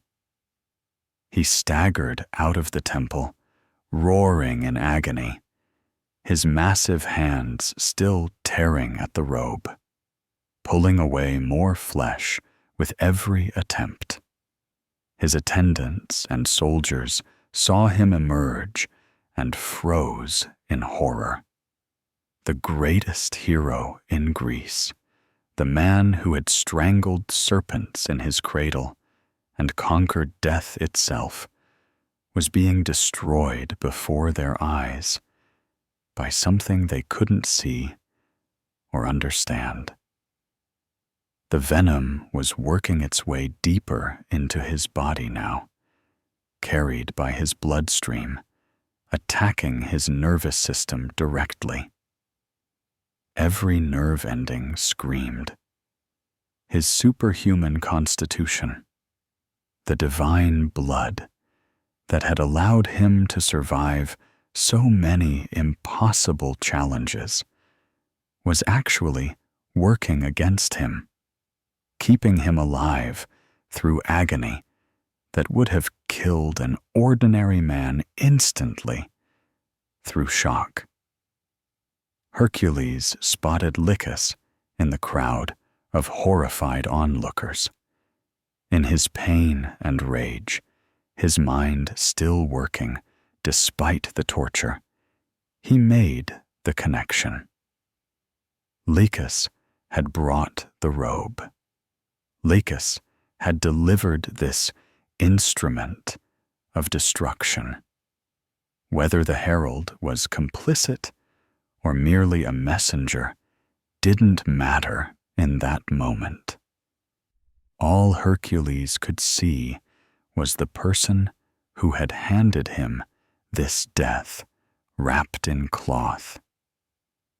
He grabbed Lycus, lifted him with the strength that was failing him, but had not yet completely abandoned him, and hurled the herald. The throw was enormous, powered by divine strength and superhuman agony, and Lycus flew through the air in a terrible arc before crashing into the sea far below the cape. The herald died instantly on impact, his body broken, an innocent man killed by the hero he had served faithfully for years. The soldiers tried to approach Hercules, tried to help him, but he was beyond help. The venom was in his blood now, in his muscles, eating him from within. He tore at his own flesh, ripping away chunks of skin and muscle in desperate attempts to remove the poison source, but there was no source left to remove. The robe had done its work.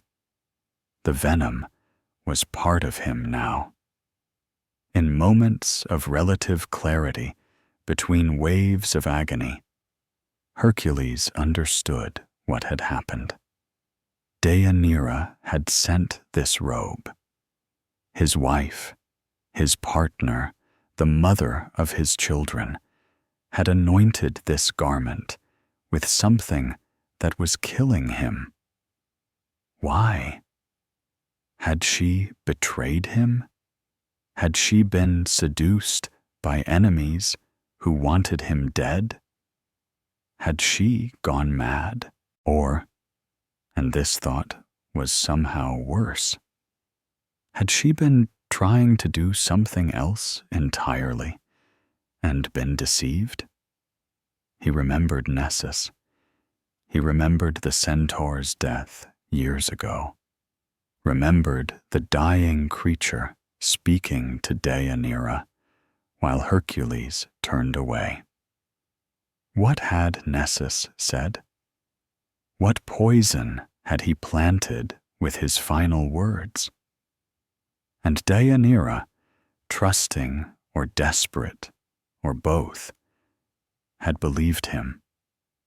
She had tried to use a love charm, Hercules realized through his agony. She had been trying to keep his heart faithful, not trying to kill him. And that centaur, that dying monster, had told her the venom was something else, something beneficial. And she had believed because she had no reason to doubt a creature apologizing with its last breath. This understanding didn't stop the pain, but it added a new dimension to his suffering. His wife loved him. She had done this out of love, out of fear of losing him, out of desperate, misguided devotion. And now he was dying because of it, killed by affection, transformed into poison through a dead centaur's lie. His soldiers built a litter and began carrying him back to Trachis, though every jostle and movement brought fresh waves of torture. Hercules alternated between screaming and an ominous silence that frightened his men more than the screams. Some of the soldiers rode ahead to warn Deianira what was coming, to tell her that her husband was dying, and that somehow they didn't fully understand how. It was connected to the robe she had sent. Back in Trachis, Deianira had discovered the truth herself. She had noticed the scrap of fabric on the windowsill, the piece of the robe she had cut away during her preparation. It had completely dissolved in the sunlight, leaving behind only a smoking, pitted stain on the wood. The blood hadn't been a love charm. The centaur had lied. She had poisoned her husband's clothing with the same venom that had killed the Lernaean hydra, one of the most toxic substances in existence. The realization hit her like a physical blow. She staggered, her legs giving out, sinking to the floor as the enormity of what she had done crashed over her. She had killed Hercules. She, who loved him more than her own life, had become the instrument of his death. Her name, Deianira, destroyer of her husband, was not just a name, but a prophecy she had fulfilled with her own hands. She heard the commotion outside as riders arrived with news of Hercules' condition. She heard voices calling for her, urgent and frightened. She knew what they would tell her even before the words reached her ears. Her husband was dying. The robe had poisoned him, and there was no cure, no antidote, no way to undo what she had done. Deianira did not go out to meet the messengers. She did not wait to see Hercules brought home in agony. She did not try to explain or defend herself or beg forgiveness for her terrible mistake. Instead, she went to her bedchamber, barred the door, and drew the sword that had hung on the walls, decoration, the weapon she had trained with in her youth when she thought being a warrior meant fighting external enemies, rather than being destroyed by internal fears. She thought of her children and how they would grow up knowing their mother had killed their father. She thought of Hercules suffering unimaginable pain because she had been too weak to trust in his love, too afraid to face her fears directly, too willing to believe in magical solutions to human problems. She thought of Nessus and how the centaur had won after all, had achieved revenge beyond anything he could have hoped for, had turned a wife's love into a weapon that destroyed the hero who had killed him. Then Deianira drove the sword into her own heart, choosing to die by her own hand rather than live with what she had done. The blade was sharp, her knowledge of anatomy was good, and death came quickly, far more quickly than it would come for her husband, who had the terrible misfortune of being too strong to die easily. Achelous found his mother's body when he broke down the barred door, alarmed by the silence and the rumors spreading through the household. He was young, barely a man, and in the space of a single day, his world had collapsed. His father was dying in agony. His mother had killed herself. And somehow, these two catastrophes were connected in ways he didn't fully understand. When Hercules was carried through the gates of Trachis, barely conscious, his body a mass of suppurating wounds where the poisoned robe had touched skin. Achelous was there to meet him. Father and son looked at each other, and in that look passed an entire conversation of love and loss and terrible understanding. "Your mother," Hercules gasped through clenched teeth. "Did she mean—" "She didn't know," Hylas answered, tears streaming down his face. The centaur lied to her. She thought it was a love charm.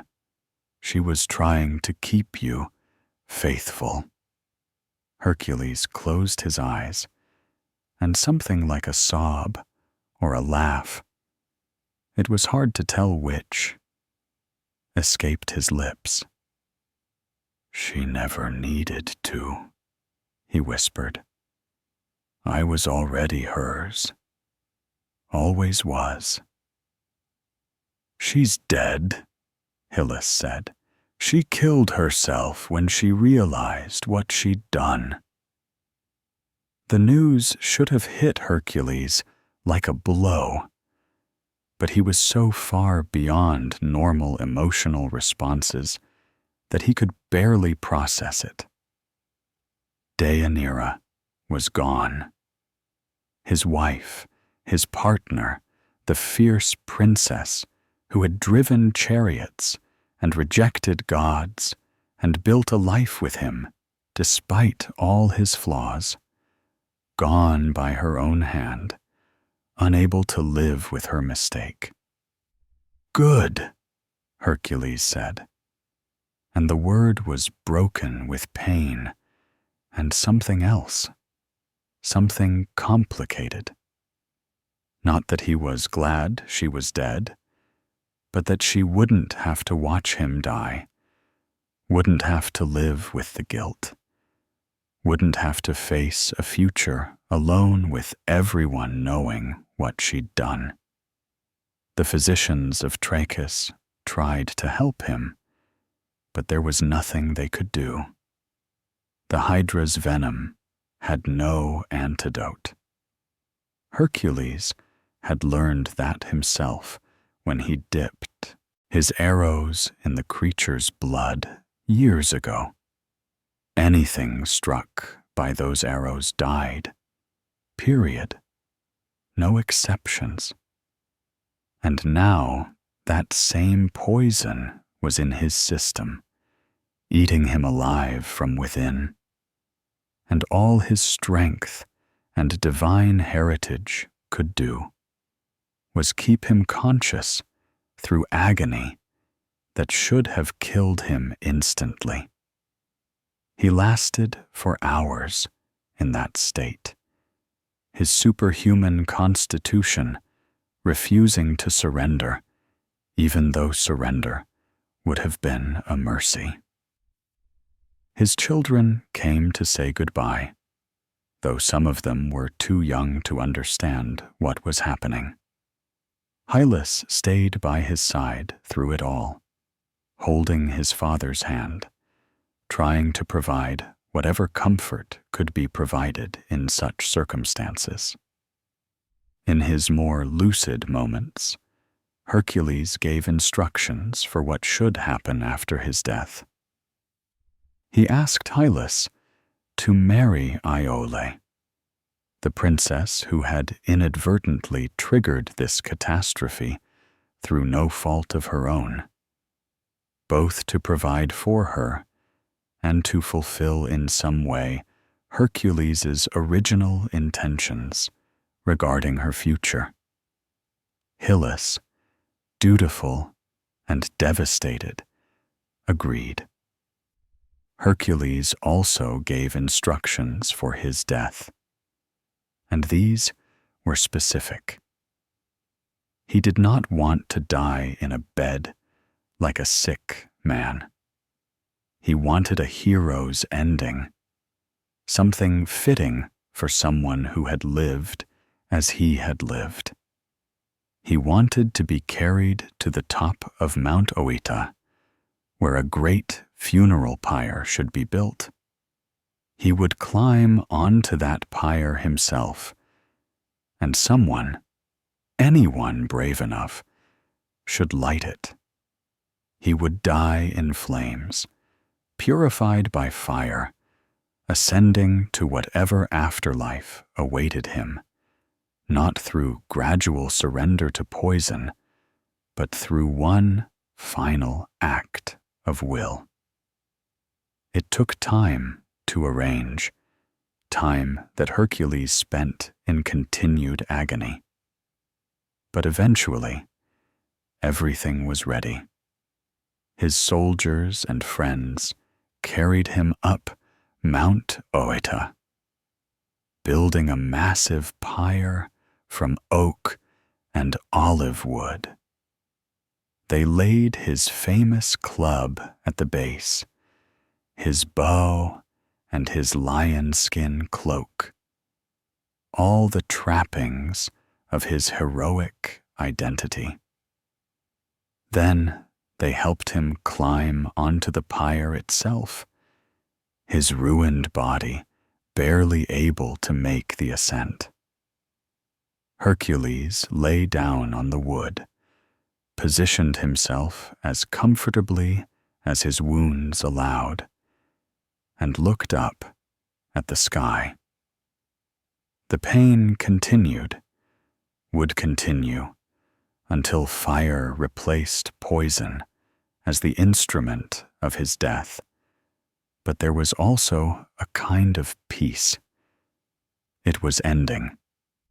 The greatest hero of Greece, the man who had accomplished 12 impossible labors and countless other feats, was finally reaching the end of his story. But there was one problem. No one wanted to light the pyre. His soldiers refused. His friends couldn't bring themselves to do it. Achelous, grief-stricken and exhausted, couldn't condemn his father to death by fire, even though Hercules was begging for it. They stood around the pyre, these brave warriors who had faced monsters and armies, and they couldn't perform this one simple act. Then a young man stepped forward.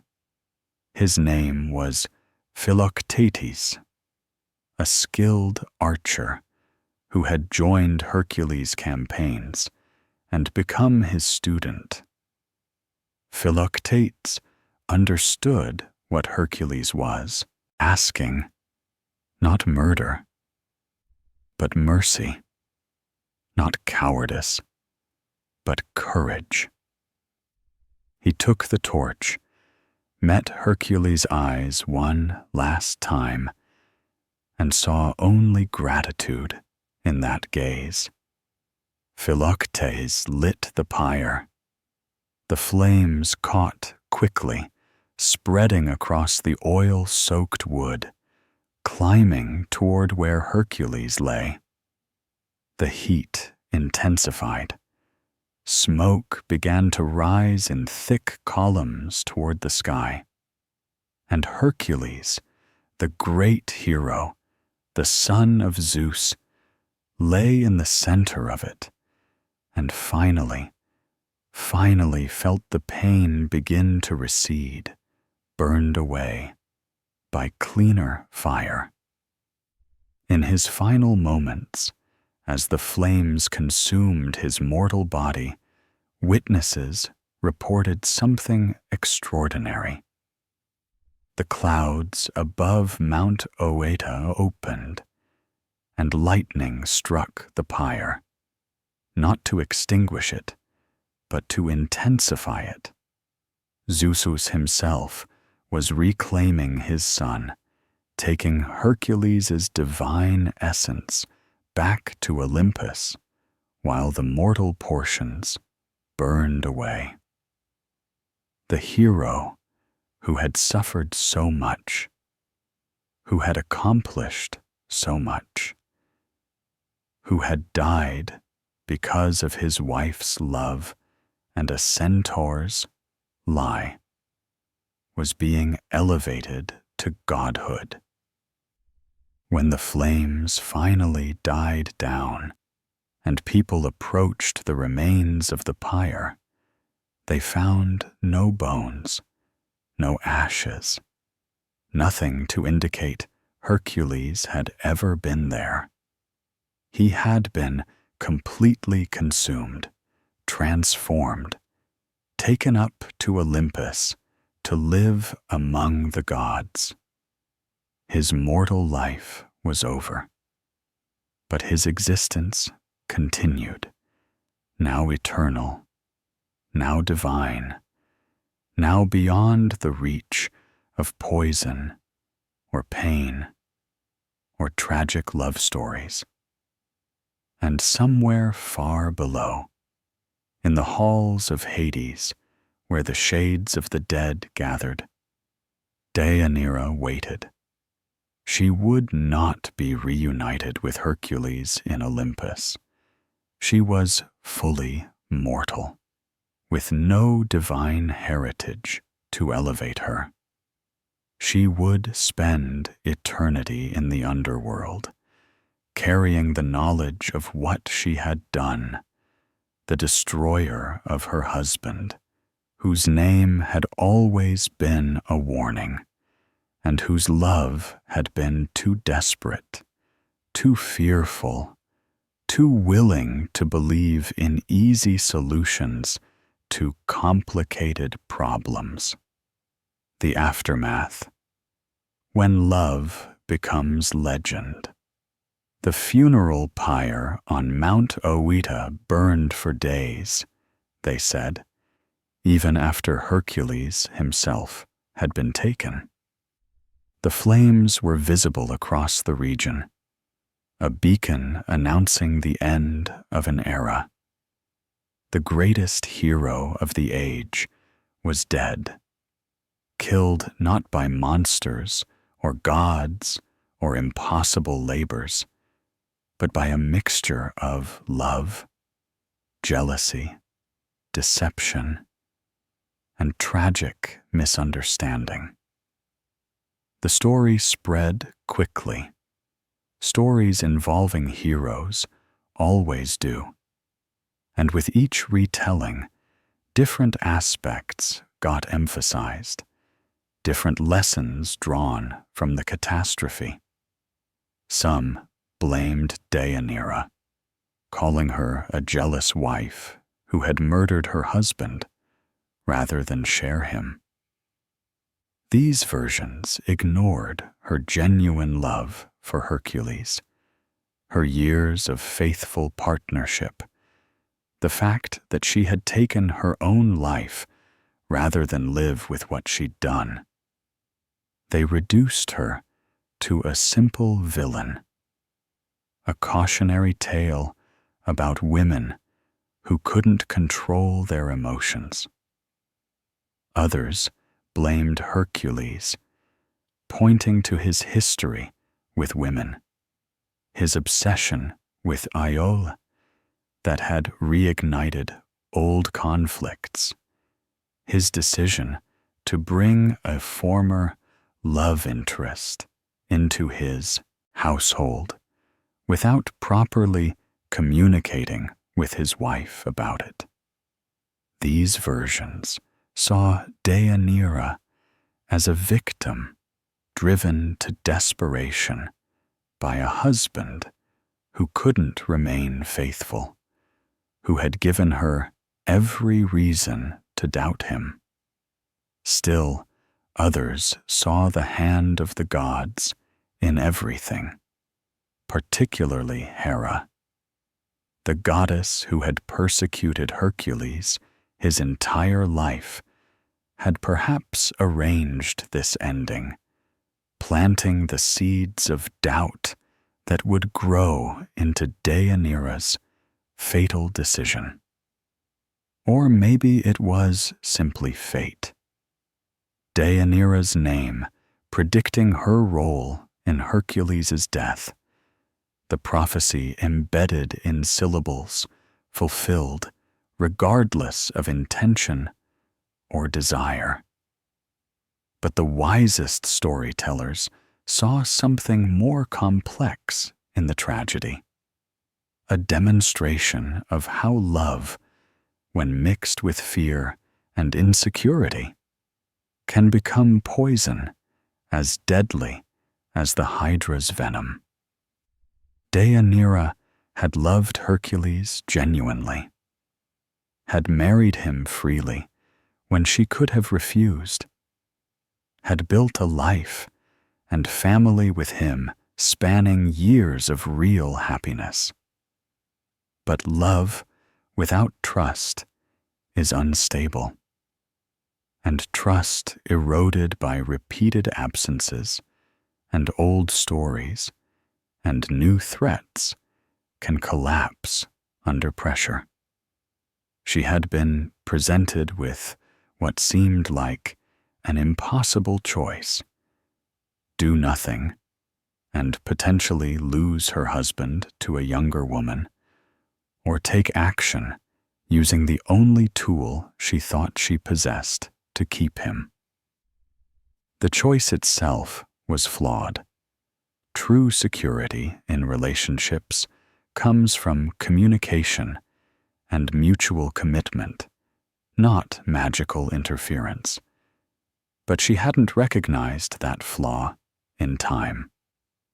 And Nessus, dying and vengeful, had given her a poisoned gift wrapped in the language of salvation. The centaur's revenge was perfect in its cruelty. He had turned Hercules' own wife into his killer, had corrupted love into murder, had ensured that both parties in this marriage would die knowing that devotion had been twisted into destruction. Nessus had been dead for years when his poison finally worked, but he had won more thoroughly than if he had killed Hercules directly. Achelous, as his father had requested, married Iole. The princess who had been a pawn in this entire catastrophe, who had never asked for Hercules' attention or caused any of this deliberately, found herself married to her captor's son. The sources don't tell us much about how she felt about this arrangement, whether she and Achelous found happiness together, or whether their marriage was simply obligation and duty.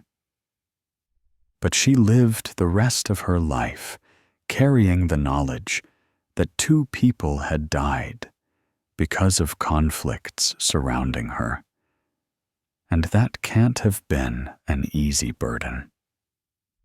The children of Hercules and Deianira, Hyllus, Ctesippus, Glinus, Onites, and Macaria, grew up without their parents, raised by relatives, and marked forever by their family's tragedy.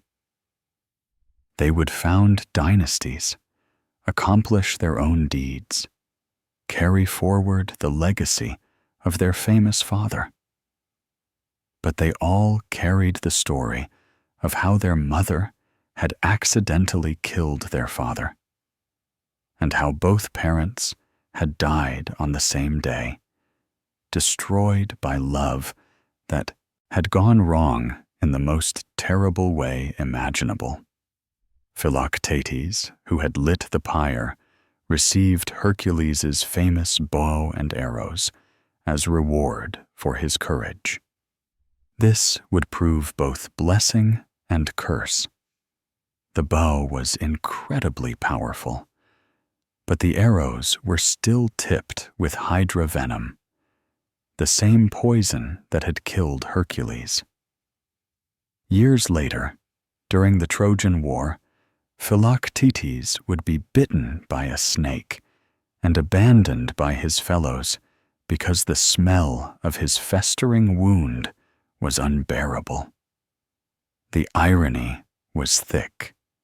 Saved by hydra poison through inheritance of Hercules' weapons, destroyed by a snake bite that echoed the poison's origin. The cornucopia, the horn Hercules had torn from Achelous during their wrestling match, became a symbol of abundance and blessing, often depicted in art and literature.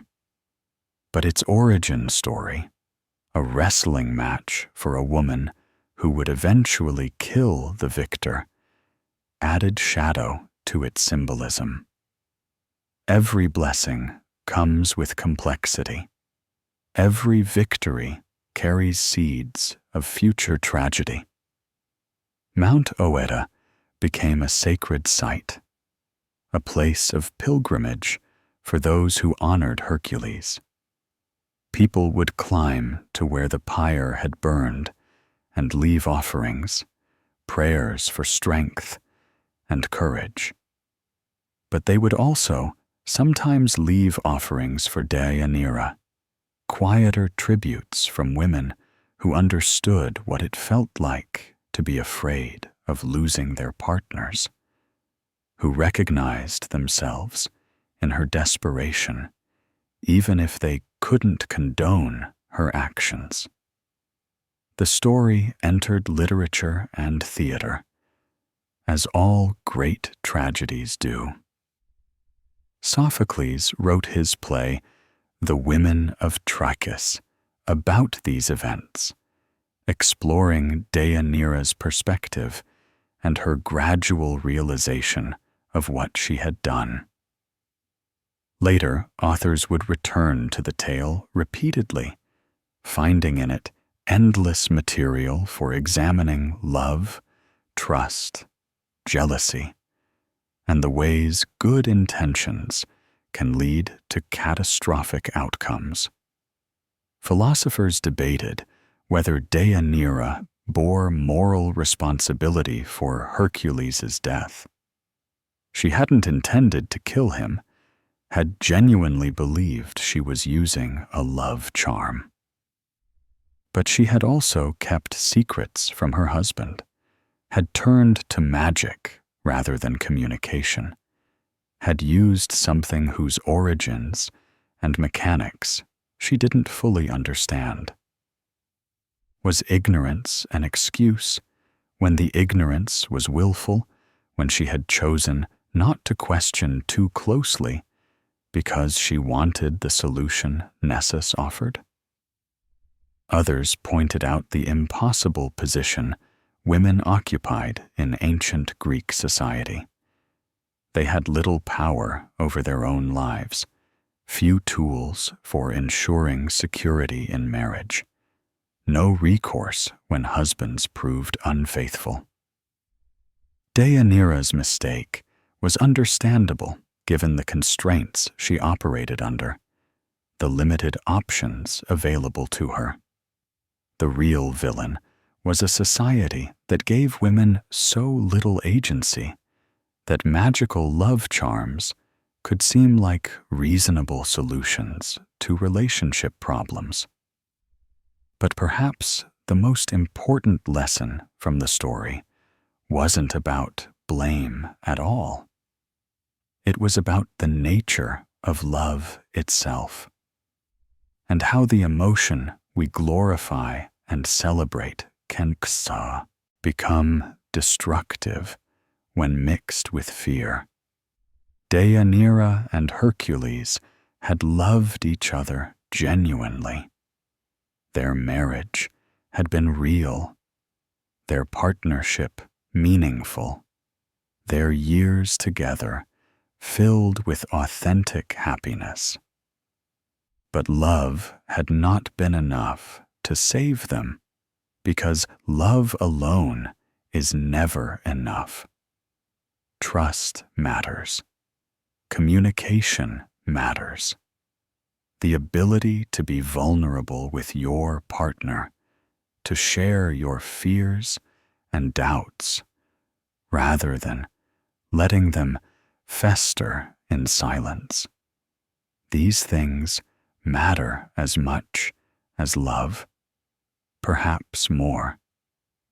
Deianira had been afraid to tell Hercules about her insecurities, afraid that admitting her jealousy would make her seem weak or petty or unworthy, So she had kept silent, had tried to solve the problem secretly, and that silence had killed them both. And Hercules? He had loved Deianira, had chosen her, had built a life with her. But he had also had a complicated history with women, had brought a former love interest into his household without apparently considering how that would affect his wife, had been gone so often that Deianira's fears had room to grow unchecked. He wasn't intentionally cruel or unfaithful. He probably genuinely didn't understand why Iole's presence would be threatening. But impact matters more than intention, and his choices had created the circumstances that made Deianira desperate. Neither of them was purely victim or purely villain. They were human. Well, Hercules was half divine, but human in the ways that mattered, flawed and complicated, and trying their best with imperfect information and limited tools. They loved each other and destroyed each other. And both those statements are equally true. Their story endures not because it's unique, but because it's universal. Every couple who has struggled with jealousy, every partner who has feared being replaced, every relationship damaged by poor communication and festering resentments, they all see themselves in Hercules and Deianira. The details are mythological, but the emotions are human and timeless. The poisoned shirt became a symbol, referenced in literature and conversation for centuries after. The shirt of Nessus meant a gift that appeared beneficial, but was actually destructive, something that seemed like salvation, but brought death. It meant the danger of accepting help from questionable sources, of believing what we want to believe, of thinking magic can solve problems that require honesty and courage instead. And Deianira's name, destroyer of her husband, echoed forward through time as both prophecy and warning. Names carry power in Greek mythology, often predicting the fate of those who bear them. But her story suggested something more nuanced. Maybe she didn't destroy her husband despite loving him, but precisely because she loved him in a way that couldn't tolerate uncertainty, that needed guarantees love can never provide, that turned to poison when trust failed. Reflections in firelight. What the ashes tell us. Close your eyes again. One last time. Picture Mount Oeta as the sun sets, the funeral pyre now just embers, the flames that consumed a hero reduced to glowing coals that pulse with fading heat. Picture Hylas standing there, looking at where his father died and where his mother's spirit has descended into the underworld, holding Iole's hand because his father commanded it, but perhaps also because she's the only other person who understands the weight of being a surviving piece of this tragedy. Picture the smoke still rising in thin wisps toward Olympus, where Hercules has been received among the gods, his mortal suffering ended, his divine nature reclaimed. And picture somewhere in the darkness Deianira's shade wandering the fields of asphodel, carrying forever the knowledge of what love and fear together can create. This is a story without easy villains or simple heroes.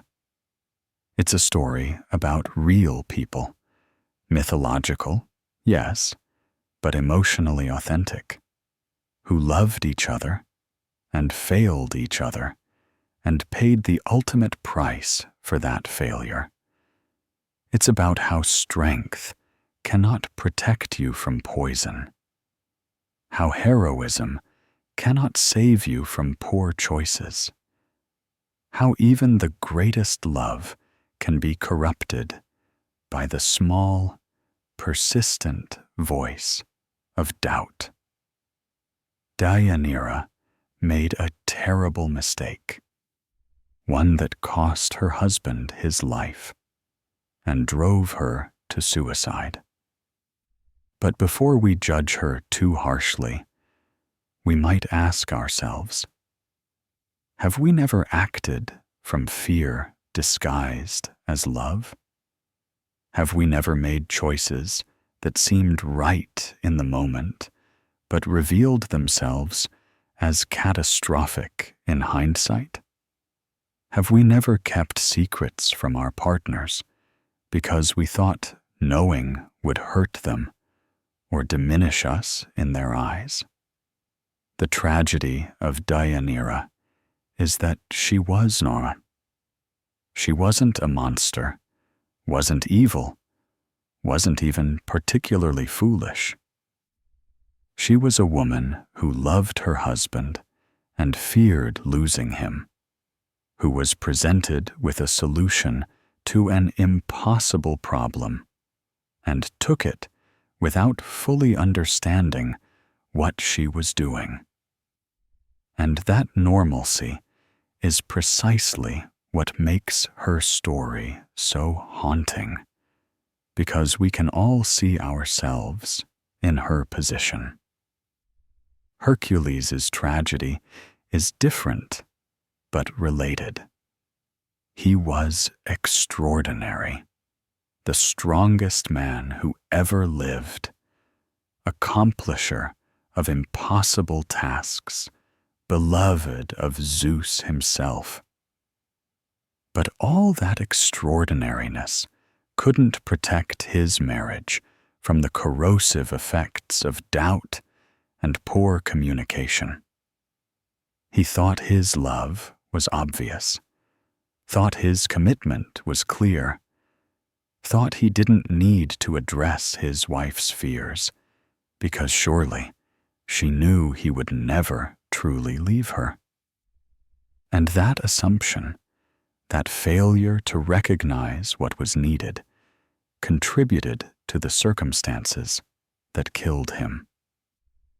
The story also reminds us that revenge can be patient.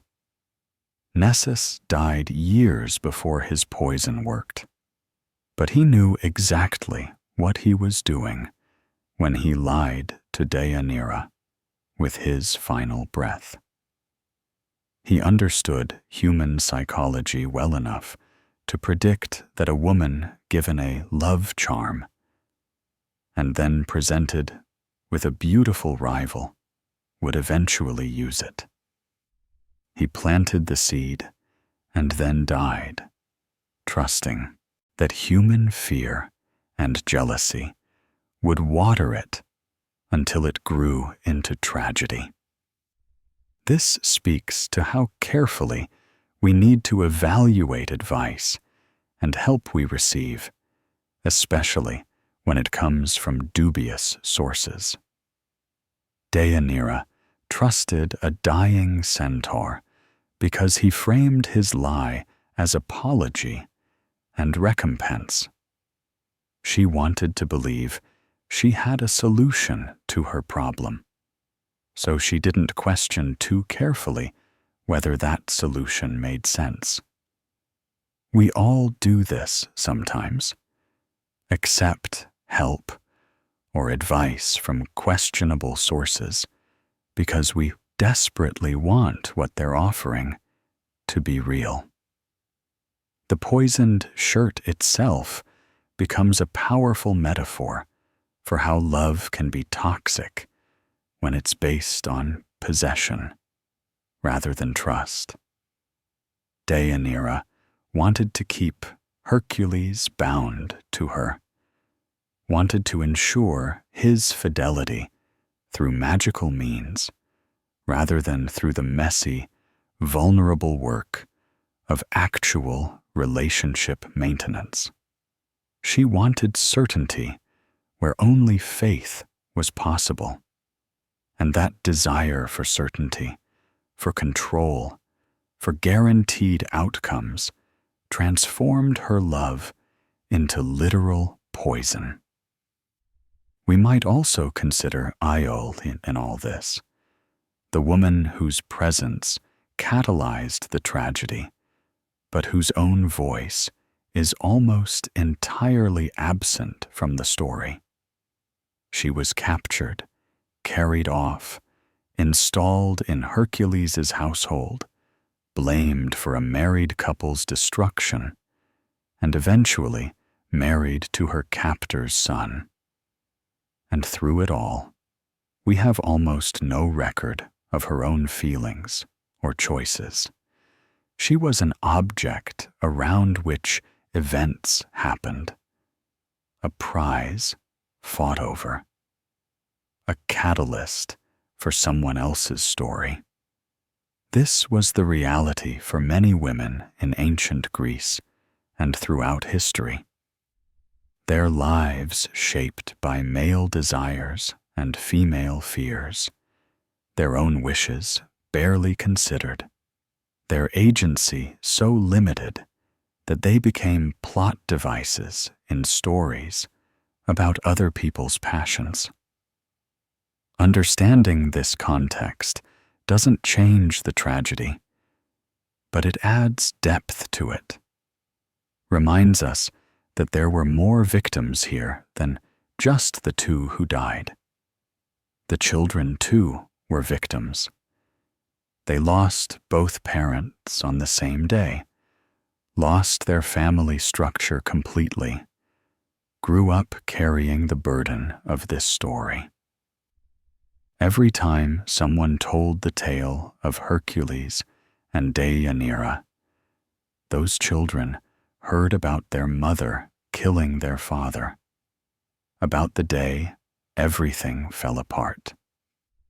That's its own kind of poison, inherited trauma that passes from generation to generation. But perhaps there's something redemptive in how thoroughly the story was remembered. By preserving these events in literature and myth, by analyzing them and learning from them, ancient Greek culture and every culture since has tried to extract meaning from meaningless tragedy. We tell these stories not to celebrate the deaths, but to understand what went wrong, to recognize the warning signs, to do better in our own lives. The tale of Hercules and Deianira warns us about jealousy, about secrets, about the danger of seeking magical solutions to relationship problems. It reminds us that communication matters more than strength, that trust is more valuable than love, charms, that the things we do to hold on to our partners can be exactly the things that drive them away, or, in this case, kill them. It also reminds us that good intentions don't prevent terrible outcomes. Deianira meant well. Her love for Hercules was genuine. She didn't want to hurt him. She wanted to keep him. But meaning well isn't enough when you're working with poison, whether literal or metaphorical. Consequences flow from actions regardless of intentions, and being sorry afterward doesn't resurrect the dead or undo the damage.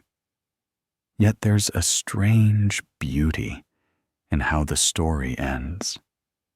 Hercules ascends to Olympus, becomes fully divine, achieves a kind of immortality most heroes only dream of.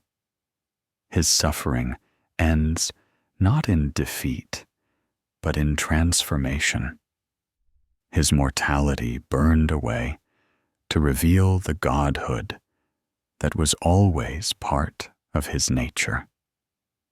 There's poetry in that, in the idea that sometimes we must be completely destroyed before we can become what we were meant to be. And Deianira, even in death, even carrying her guilt into the underworld, demonstrates a kind of integrity. She didn't make excuses. She didn't try to blame Nessus or claim ignorance as defense.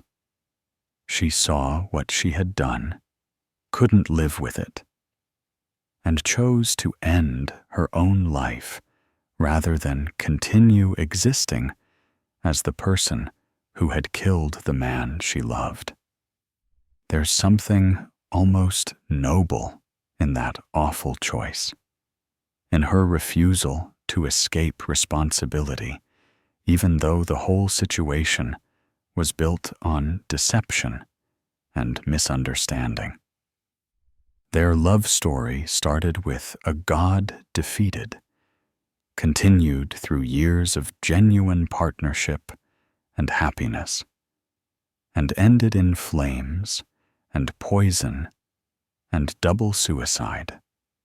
It's a tragedy in the classical sense, inevitable once set in motion, destructive to everyone involved, built on character flaws and bad luck in equal measure.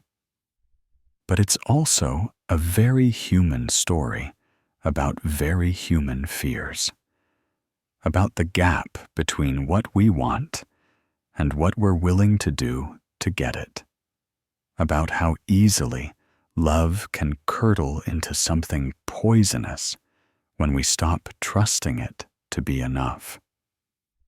So as we leave Mount Oeta, as the last embers of Hercules' funeral pyre fade into darkness, as Deianira's shade settles into its eternal wandering, as the children try to build new lives from the wreckage of their family, we carry these lessons with us.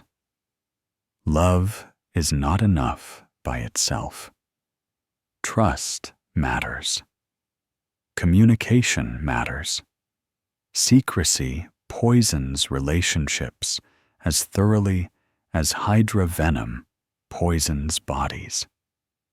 And sometimes the hardest battles aren't against monsters or gods, but against our own fear and doubt and desperate need for certainty in an uncertain world. The story of Hercules and Deianira endures because it speaks to something universal in human experience. We've all felt jealousy. We've all feared losing someone we love.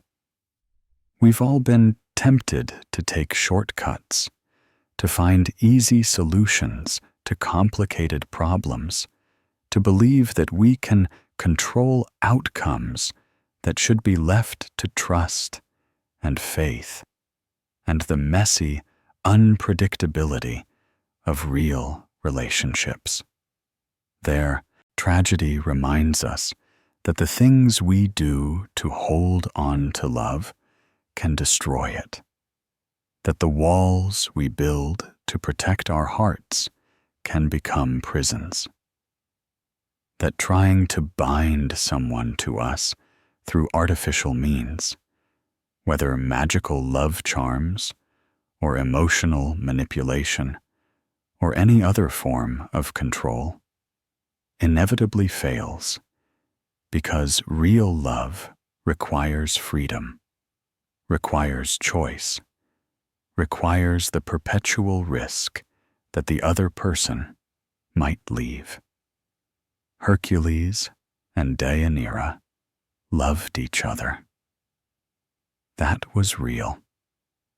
But love without trust, love mixed with fear, love that seeks certainty over vulnerability, that kind of love becomes poison, becomes the shirt of Nessus, becomes the fire that consumes everything you've built together.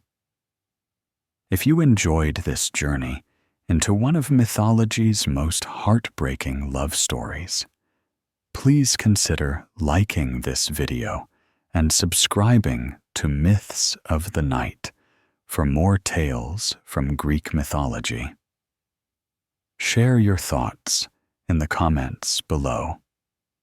Have you ever related to Deianira's fear of being replaced? What do you think Hercules could have done differently? How do we balance trust and security in our own relationships? These ancient stories continue to speak to us because the emotions they explore are timeless. Love, jealousy, trust, betrayal, the fear of loss, the desperate things we do to hold on to what matters. These are human experiences that transcend culture and time.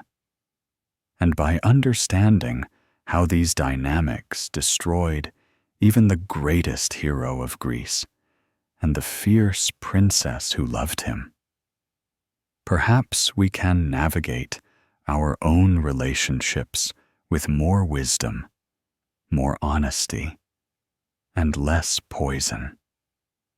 Sleep well, and may your dreams be full of stories that teach us how to love better, trust deeper, and build relationships strong enough to survive the tests that inevitably come.